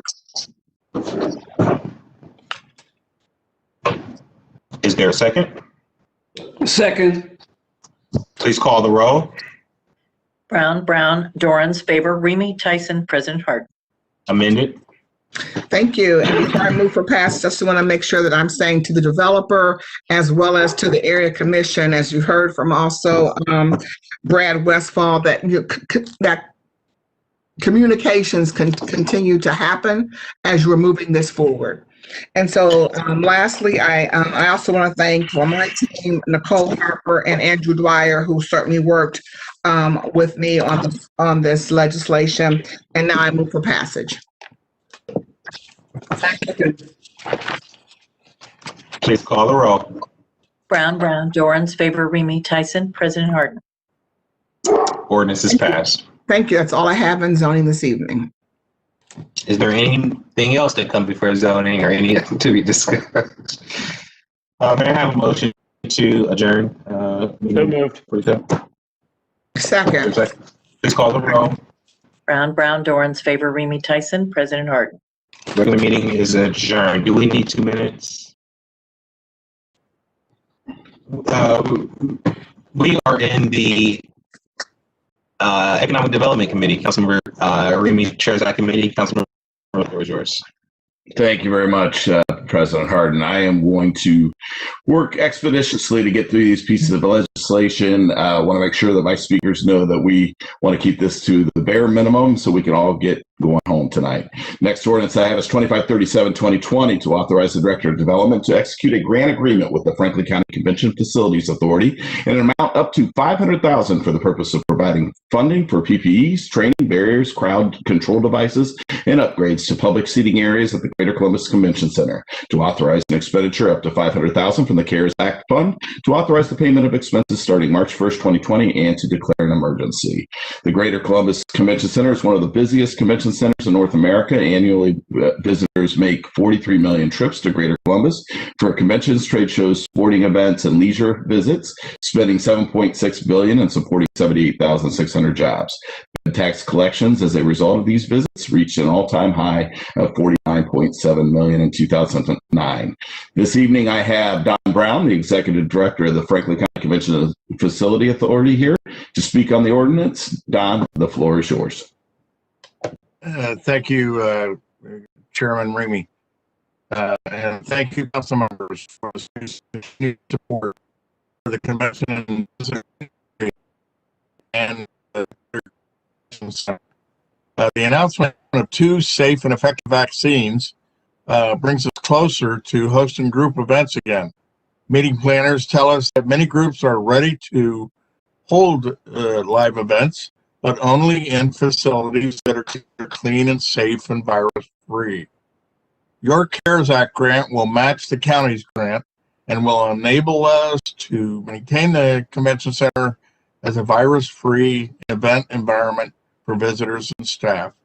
Specific measures include air filtration upgrades in our meeting rooms and elevators, walk-through body temperature scanners, ultraviolet disinfectant systems for and other high-tech areas, and finally, touchless parking system upgrades.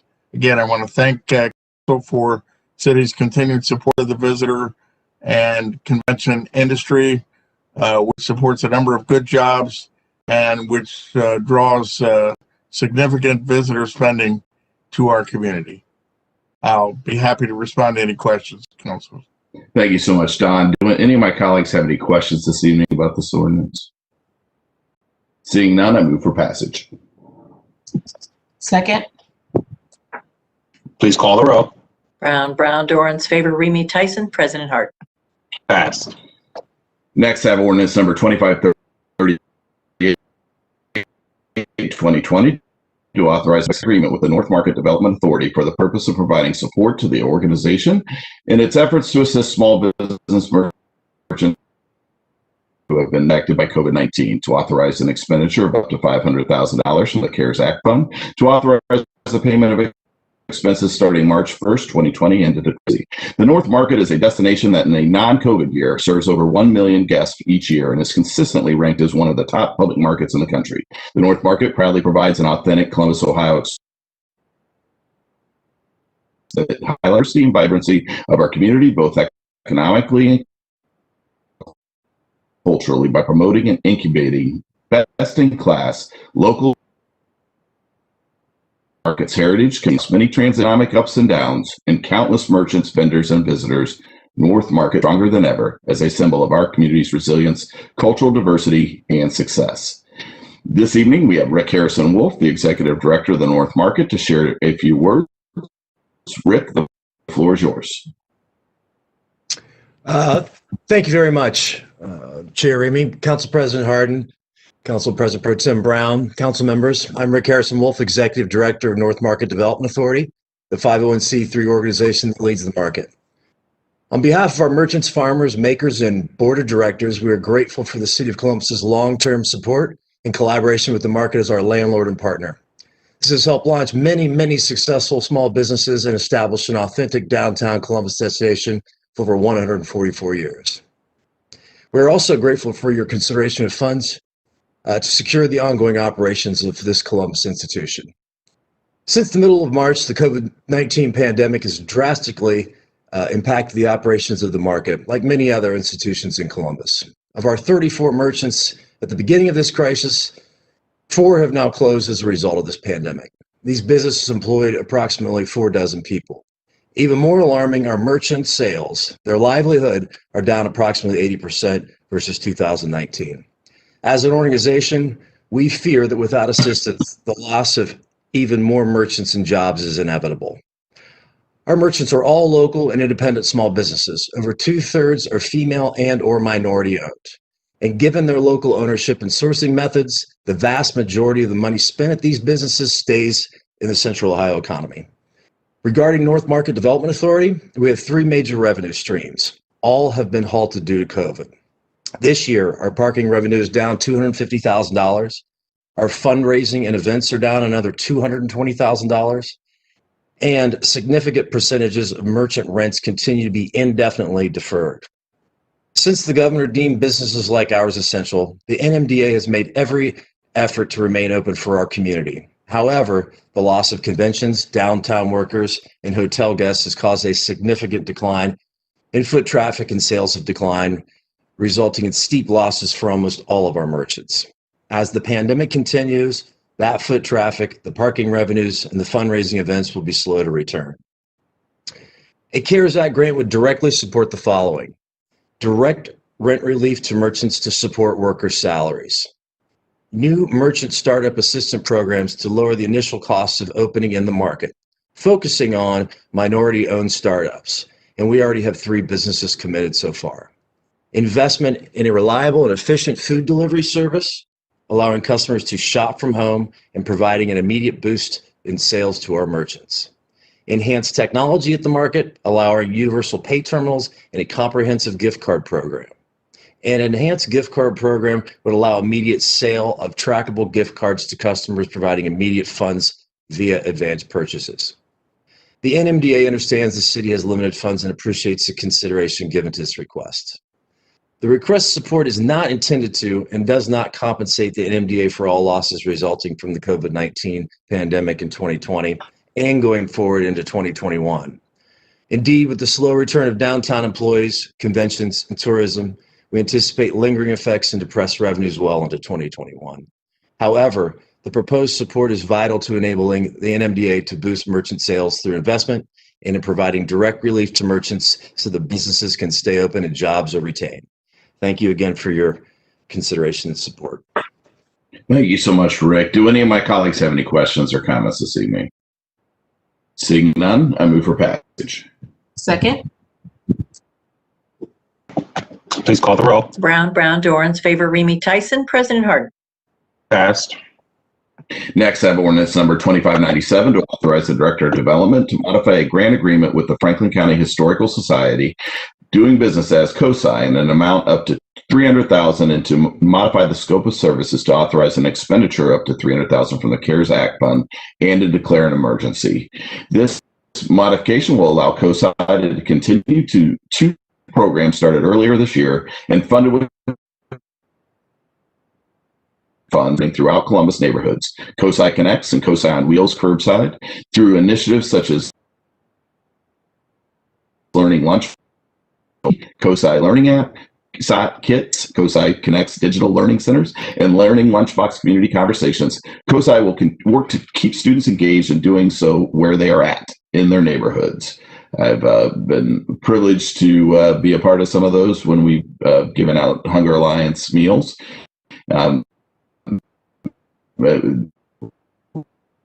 was a great year long. Appreciate the work that's been done at COSI. This evening, we have Dr. Frederick Bertley, President and CEO of COSI, here to share a few words. Dr. Bertley, the floor is yours. Thank you very much. Firstly, to the Honorable Mitchell Brown, I take off my hat. I am now inside, so thank you for that comment. To Councilman Remy, thank you for this opportunity. And I do want to say, while I did have popcorn, I also had licorice because I got through my popcorn. You advised us earlier to have some popcorn and hunker down. Thank you for that advice. I'm feeling good right now. So with that, I want to just jump into why I'm so excited about this opportunity. So thank you very much, Council members Brown, Tyson, Dorans, Favor, and President Hardin for allowing me to say a few words this evening. On behalf of COSI and our community, I want to thank each of you and our Mayor, Andy Ginther, for your steadfast leadership to help us through this unprecedented moment. I want to thank you for your commitment to helping us bring together during these challenging times, which will enable us to emerge even stronger than before the pandemic. As you know, part of COSI's vision and mission is to engage, inspire, and transform lives and communities by being the best partner. And partner is the operative word to us. It's embedded in our DNA. Partnerships are what Columbus is all about. When I moved from Philadelphia to Columbus, I learned about the Columbus way, and that really bleeds in our DNA. And so collaborations are needed more than ever. We at COSI embraced this philosophy as we strive to learn and lean into this crisis and serve the public during COVID-19. And so even though our physical doors are closed, our community doors are wide open. And that's why COSI worked diligently throughout this crisis to create partnerships to not only serve the vital need of learning, but also help support other critical human services. So this summer, for example, we partnered with CODA to provide community mobile Wi-Fi hotspots to families to help bridge the digital divide through our COSI on Wheels Curbside Edition. We partnered with Columbus City Schools to offer free science kits and a mobile app to help students and after-school programming to bolster the work for teachers and parents. We partnered with Councilwoman Tyson's Commission on Black Girls. Thank you, Councilwoman Tyson. We're working with meal providers and the Franklin Park Conservatory under Bruce Harkey's leadership to deliver free learning kits and lunch boxes. So when Black families picked up their nourishment, they also picked up science learning for the week. Partner with Alvis to provide free learning materials to mothers who are in recovery to help them in the bonding of the children. We partnered with CEO Chad Whittington from CAPA and the Executive Director Demetrius Neely from King Arts Complex to support the Heart of Progress program. We partnered with the Columbus Metropolitan Library to help provide weekly reading story times with free science experiments that you can do at home from your kitchen cabinet. And we continue to partner with Tom Stoff and his great staff at the zoo to impact ever-growing wider audiences through STEM. So I want to thank this distinguished body and Mayor Ginther for your leadership and help to bring our community together, forge these types of partnerships that will help enable our city, including our nonprofit brother and sister organizations, to come together to support Columbus families and youth, particularly those underserved. So now, some of you know I'm also an immunologist by trade, and I'd be remiss if I didn't thank you for your leadership in being a champion of science. In order to get through this crisis, and you heard Dan Brown talk about it, 2 vaccines are coming out. We have to leverage and follow our science driving force to overcome this pandemic. You know, Pfizer and Moderna have 90 to 95% effective vaccines respectively. So we're super optimistic about these vaccines on the horizon. But the latest numbers around Columbus, our state and the nation demonstrate that we must be even more vigilant and let science lead the way. Each of you have done that, and I applaud the leadership of this council, and I want to echo your calls to the power of science, such as wearing masks, social distancing, hand washing, and more to help save lives. We're all in this together, and we will emerge stronger than ever. So thank you again for the support. I would be happy to take questions, but I know there's no time, so thank you again for the support. We look forward to getting through this together. Thank you, Dr. Bertley. Of course, we've got our Mask Up C-Bus initiative and certainly continue to make sure that people are doing so. Appreciate the collaboration. That's what Columbus is all about, and it's great to hear how many organizations you've worked with over this last pandemic year. Are there any questions or comments from my colleagues this evening? Seeing none, I move for passage. Second. Please call the roll. Brown, Dorans, Favor, Remy, Tyson, President Hart. Passed. Next, I have ordinance 2598, 2020 to authorize the Director of Development to execute an agreement with Columbus Association of the Performing Arts in an amount up to $300,000 for the purpose of providing funding for health and safety equipment and operating support to maintain essential staff, to authorize an expenditure of up to $300,000 from the CARES Act fund to authorize of expenses starting March 1st, 2020, and to declare an emergency. Kappa is a leader of the creative class in Central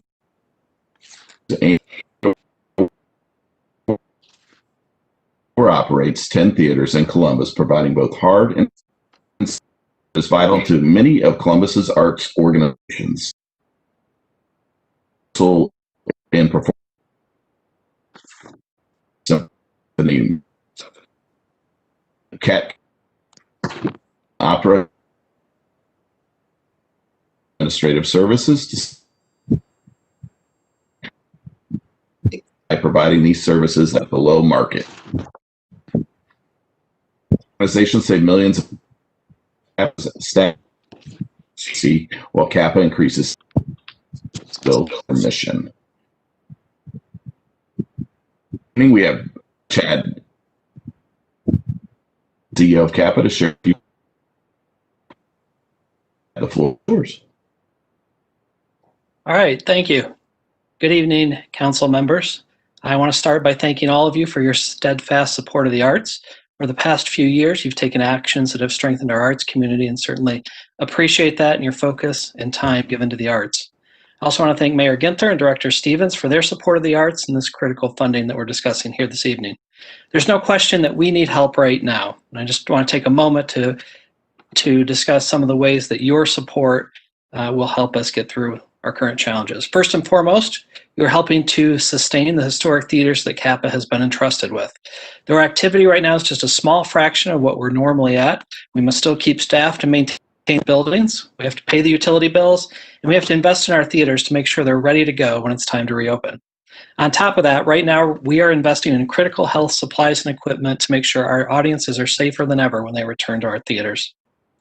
Your funding also helps to support our shared services programs.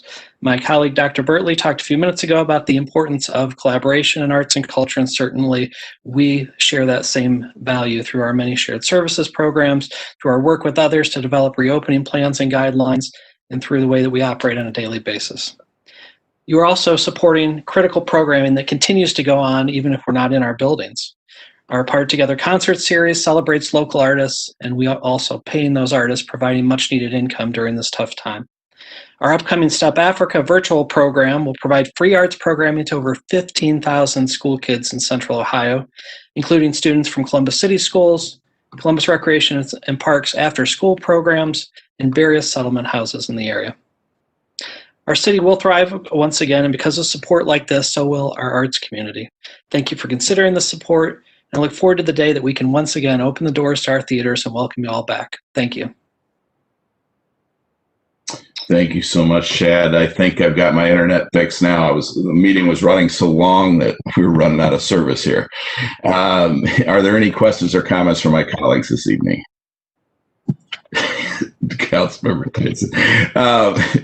Seeing none, I move for passage. Second. Please call the roll. Brown, Dorans, Favor, Remy, Tyson, President Harden.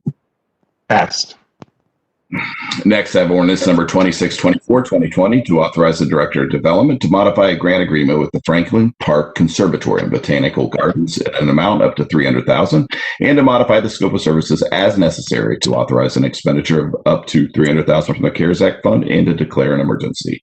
Ordinance 1569-2020 passed by Columbus City Council on July 20th, 2020 provided operating support for the organization effective March 1st, 2020. This ordinance will provide additional operating support for expenses from March 1st, 2020 through November 30th, 2020. This evening, we have Bruce Harkey, President and CEO of Franklin Park Conservatory and Botanical Gardens, to share a few words. Bruce, the floor is yours. Thank you, Chair Remy. I'll try to keep this brief. Thank you to President Harden, all of the City Council members, and Mayor Ginther for their leadership during this very difficult time that we're all in. We really appreciate, on behalf of the board and the staff of the conservatory, all the financial support you provide to Franklin Park Conservatory and the opportunity to receive some federal CARES dollars to help preserve jobs at the conservatory.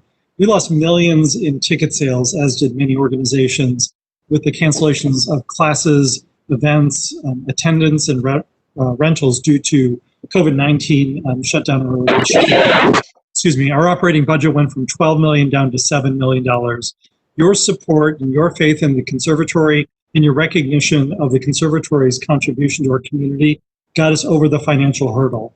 And we were so honored to partner with Councilmember Tyson for the Black Girls Soar event. We also partnered with King Arts and presented some wonderful artists and performances during one of our recent community days. And then we were honored to be, I believe, the first COVID testing site in the city of Columbus back whenever that was. As soon as we were able to open our doors on June 13th after a 3-month close, guests really did start returning, and we were able to once again contribute to the culture fee that supports all of the organizations in Columbus. Slowly at first, but the outside spaces and our strict safety protocols really, I think, gave visitors confidence, and our attendance continued to grow. Some days, fortunately, our attendance is almost at pre-COVID levels with 50% capacity. We're also very proud that we've launched a number of new programs this year to ensure that everyone has access to the conservatory regardless of their ability to pay. And research clearly shows that during times like this, that access to urban green spaces improves physical and mental health, increases tolerance, reduces violence, and encourages creativity. Certainly things that we all need, especially this year. Your support has ensured our community, individuals, and families have access to a safe, restorative place to heal. We're honored to be part of the mosaic of organizations working to foster resiliency in our community. We're so thankful for your support and appreciate your consideration of this additional funding for the conservatory. We hope to see you at Conservatory Glow, and please stay safe and healthy. Thank you so much, Bruce. Are there any questions or comments from my colleagues this evening? Seeing none, I move for passage. Second. Please call the row. Brown, Dorans, Favor, Remy, Tyson, President Hart. Passed. Our final ordinance on the CARES Act this evening is Ordinance 2634, 2020, to authorize the Director of Development to execute a grant agreement with the Columbus Zoo and Aquarium at an amount up to $125,000 for the purpose of providing funding for health and safety equipment and operating support for educational programming, to authorize an expenditure up to $125,000 from the CARES Act Fund, to authorize the payment of expenses starting March 1st, 2020, and to declare an emergency. The Columbus Zoo and Aquarium is home to more than 10,000 animals representing nearly 600 species from around the world. The zoo's 580 acres consists of 7 regions, and I believe, Tom can correct me if I'm wrong, but the largest zoo in the country. Due to the impact of COVID-19 and the compliance with the state's order to shelter in place to curb the spread of the coronavirus, the Columbus Zoo and Aquarium closed on March 16, 2020, and did not reopen until June 15, 2020. This 3-month closure fell during a time when they would normally have some of the largest attendance numbers. Because of the significant loss of attendance revenue, in addition to lost revenue from the cancellation of events and other programs, the zoo made significant budget cuts in the form of furloughs, layoffs, limited seasonal staff, and the elimination of non-essential travel and other non-essential expenses. The bad thing about COVID truly is not having you come down, Tom, to bringing animals with you to share, and we certainly missed that this year. But this evening, pleased to have Tom, staff, the President, CEO of Columbus Zoo and Aquarium, to share a few words. So, Tom, the floor is yours. Thank you, Chair Remy. Council members, it's good to see you all on Zoom. I wish I was there with a kangaroo in my hands. At the Columbus Zoo and Aquarium, it's very simple. We lead and inspire by connecting people and wildlife. We do that every single day. And unfortunately, during the COVID-19 crisis, it's been devastating to our nonprofit. We were scheduled to lose $28 million this year. And with our budget cuts, we were able to open June 10th, and we've been doing it safely ever since. But that did increase our personal protective equipment and our labor to clean and make sure that it's a safe place for everyone. Today is a special day for us because we did include now wearing masks throughout the entire zoo. and that's indoors and outdoors, and it's going very well. Even though we have been open since June, we still are looking at least a $6.3 million loss for this year, and we believe in 21 we'll see that same number. The good news is we were at zero debt when COVID hit, but having a nonprofit go in about $10 million is hurting. So what we're asking for you tonight is to support the zoo. We need your help, and we are definitely in need for personal protective equipment. And also, just for a note, we strive to educate every single day. We do that on zoo grounds and off zoo grounds. But this year, our education programs were cut by $700,000 from people that couldn't come to the zoo for their kids to enjoy a program. So this is a vital need for us. We really appreciate your support, and know this, that the zoo is open. We are providing people a safe way to enjoy wildlife. That'll be starting the end of this week. And we're doing it by time ticketing and restricting our guests, making sure that they have a safe day. Thank you for your time. Thank you so much, Tom. Do any of my colleagues have any questions or comments this evening on this legislation? Seeing none, I move for passage. Second. Please call the roll. Brown, Dorans, Favor, Remy, Tyson, President Harden. Passed. Next, I'd like to go back to my held piece of legislation, ordinance number 1557, 2020, to authorize the Director of Development, Department of Development to enter into an agreement with Harmony Development Group and Pulte Homes of Ohio for fulfillment of the Big Darby Revenue Program requirements for property located at 1980 Alton Darby Creek Road, and subject to the rezoning application heard earlier, Z018-058, and to declare an emergency. Harmony Development Group and Pulte Homes will prospectively own 369.2 acres of the property to be developed along Alton Darby Creek Road and Renner Road, and generally located at 1980 Alton Darby Creek Road. The Development Commission approved the developer's application to rezone the property in May 2019.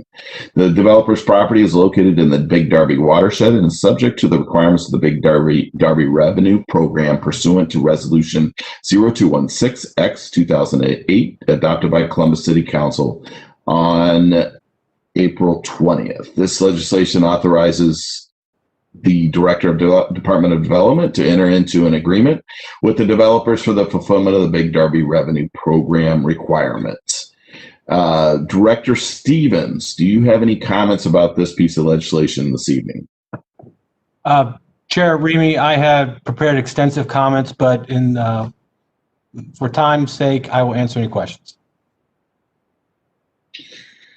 Do any of my colleagues have any questions about this evening?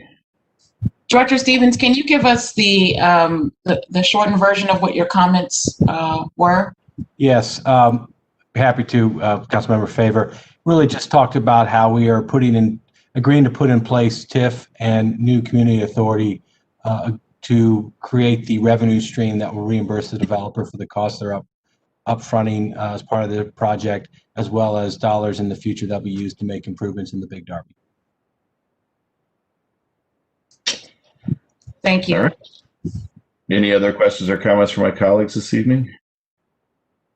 Seeing none, I move for passage. Second. Please call the roll. Councilmember, do you have a speaker on this one? Oh, thank you so much, Chair or Clerk. Let me see. Can somebody help me with the name on it? I did. You're correct. I do. Yeah, Ross Holden. Ross Holden. Okay, Mr. Holden, thank you for waiting on the line for this legislation. There? I am here. Can you hear me? Yes, we can. So you have 3 minutes. Please state your name and any organization you may be associated with. Okay. First off, thank you for your time. My name is Ross Holden. I own a small business on Hilliard Rome Road, Submarine House. It is in the Columbus, city of Columbus, so it is a Columbus business. So I'm very familiar with the area. one thing I'll just say is I'm commenting on the intersection of Hilliard, Rome, and Renner. And myself personally, for the past 7 years since I've had the business, I tend to avoid that area just because of congestion. I know my staff does the same thing. We also receive a fair amount of business from the Galloway area. That's the easiest conduit for them to get over the highway to us. So I think it'd be great if the development can be leveraged to help get that project going, to just alleviate some of that congestion, improve the safety of it, and also reduce any costs associated with managing accidents, issues there. So just wanted to comment and say I'm in support of using that development to help kickstart that project. Thank you so much, Mr. Holden. Do any of my colleagues have any questions for the speaker this evening?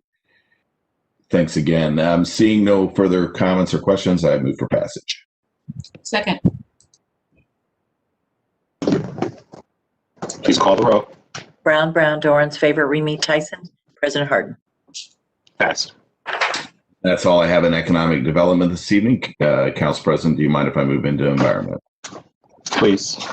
Tonight I have two ordinances in the Environment Committee. Ordinance number 2391, 2020, to authorize the city auditor to transfer $17,944.41 within the general fund, to appropriate $30,055.59 in the Cap South Debt Service Fund, to authorize the Director of Public Utilities to renew and extend a professional service agreement with ARUP USA, Inc. for the development of the Sustainable Columbus Climate Action Plan, and to authorize the expenditure of $30,055.59 from the Cap South Debt Service Fund and $17,944.41 from the General Fund. This legislation authorizes the Director of Public Utilities to renew and extend a professional consulting service agreement to develop and assist in the Sustainable Columbus Climate Action Plan with ARUP USA. The City of Columbus is committed to taking steps to mitigate and adapt to our community's changing climate. The changing climate poses risk to resident health and is expected to have a negative impact on the local economy if steps are not taken to mitigate this harmful effect. From 1951 to 2012, the annual average temperatures in Columbus warmed by 2.3 degrees Fahrenheit, faster than national and global rates. As our climate continues to change, Columbus can expect temperatures to further rise and precipitation to increase. To combat these changes, the city is working to reduce municipal greenhouse gas emissions. In June 2017, Mayor Ginther recommitted the city to the Global Covenant of Mayors, and as a part of that commitment, the city will adopt a climate adaptation plan that is focused on mitigation strategies to reduce greenhouse gas emissions from municipal and community sources. Do any of my colleagues have any questions about this piece of legislation this evening? Seeing none, I move for passage. Second. Please call the roll. Brown, Dorans, Favor, Remy, Tyson, President Harden. Passed. Next, I have ordinance 2435, 2020, to waive competitive bidding requirements of City Code Chapter 329, to authorize the Director of Public Service to modify and increase an existing contract with Recollect Systems, to authorize the expenditure of up to $29,820 from the Street Construction Maintenance and Repair Fund, and to declare an emergency.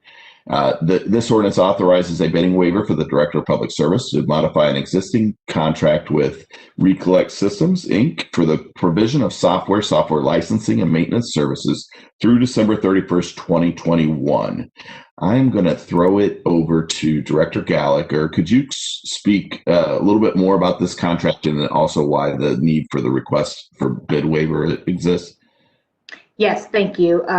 Good evening again, Council President Harden, Councilmember Remy, other members of council. So this Recollect contract is the one that we use to remind our residents the day of their trash recycling and yard waste collection days. It's also when we remind residents when we are going to sweep their streets, when we need them to move their vehicles.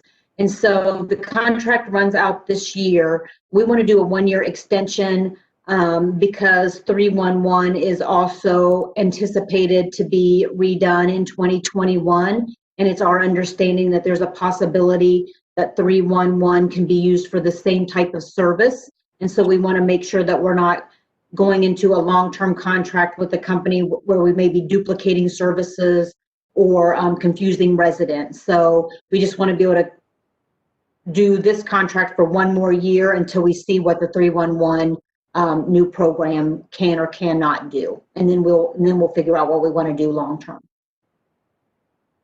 Thank you so much, Director Gallagher. Do any of my colleagues have any questions or comments about this contract? Seeing none, I move for passage. Second. Please call the roll. Brown, Dorans, Favor, Remy, Tyson, President Harden. Passed. And that's all I have in the Environment Committee this evening. Thank you, Mr. Chair. The final committee to come before council is the Workforce Development Committee, chaired by Councilmember Tyson. The floor is yours.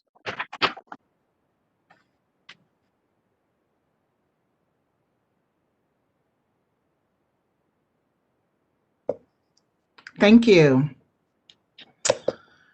I have ordinance 2534-2020 is to authorize the Director of Development to execute a grant agreement with the Workforce Development Board of Central Ohio in an amount up to $1 million for the purpose of supporting employer workforce training investment program, to authorize an expenditure up to $1 million from the CARES Act fund, and to authorize the payment of expenses starting March the 1st of 2020, and to declare an emergency. The employer workforce training investment program seeks to increase the skills of incumbent and newly hired workers in small to medium, minority-owned, women-owned, and veteran-owned businesses with the City of Columbus. Assisting businesses with the funding to support employees could help with retention and engagement and lead to stability as they recover from financial hits during the pandemic. This program will provide increased flexibility for small businesses to support training and development of their workforce. Many small and medium-sized businesses do not have the revenue to provide employees with tuition reimbursement or training programs to increase their skills, and smaller businesses are facing severe challenges due to COVID-19. These services provided by the Workforce Development Board of Central Ohio cannot be provided by existing city employees because the services are beyond the city's current staffing capacity to provide. And so the Workforce Development Board of Central Ohio, Opal Brandt, Director of Business Solutions, will make a few comments.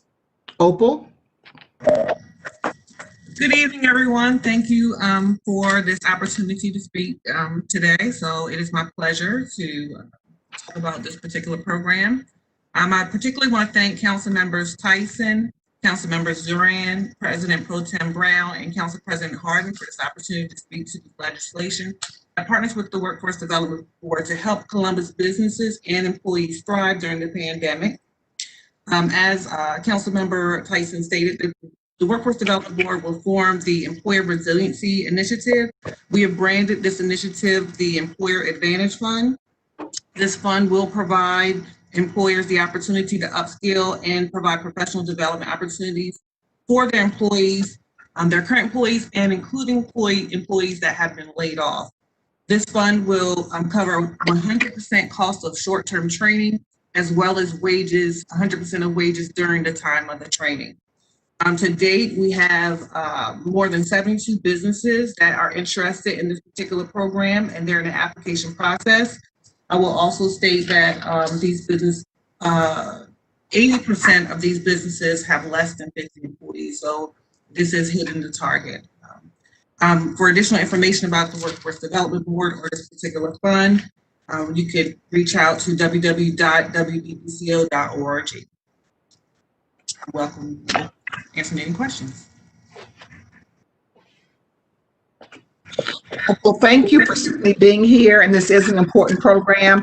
As you mentioned, you already have 72 businesses, and it's significant when individuals are going through training that they'll be paid for that training. So that's so important, and that again, that you're also focused on employers with under 50 people. So this is a great partnership, and I look forward to hearing the success of this program. So I'm sorry you had to stay here so late, but I think it's probably worthwhile to get that $1 million to help individuals to be able to gain additional skills so that they can be employed in the city of Columbus. And all the businesses, from my understanding, our businesses are absolutely in need of individuals, and this is an incentive for them to be able to get individuals and help them with the additional training to be able to be employed. So thank you, Opal, for being here, and I move for passage.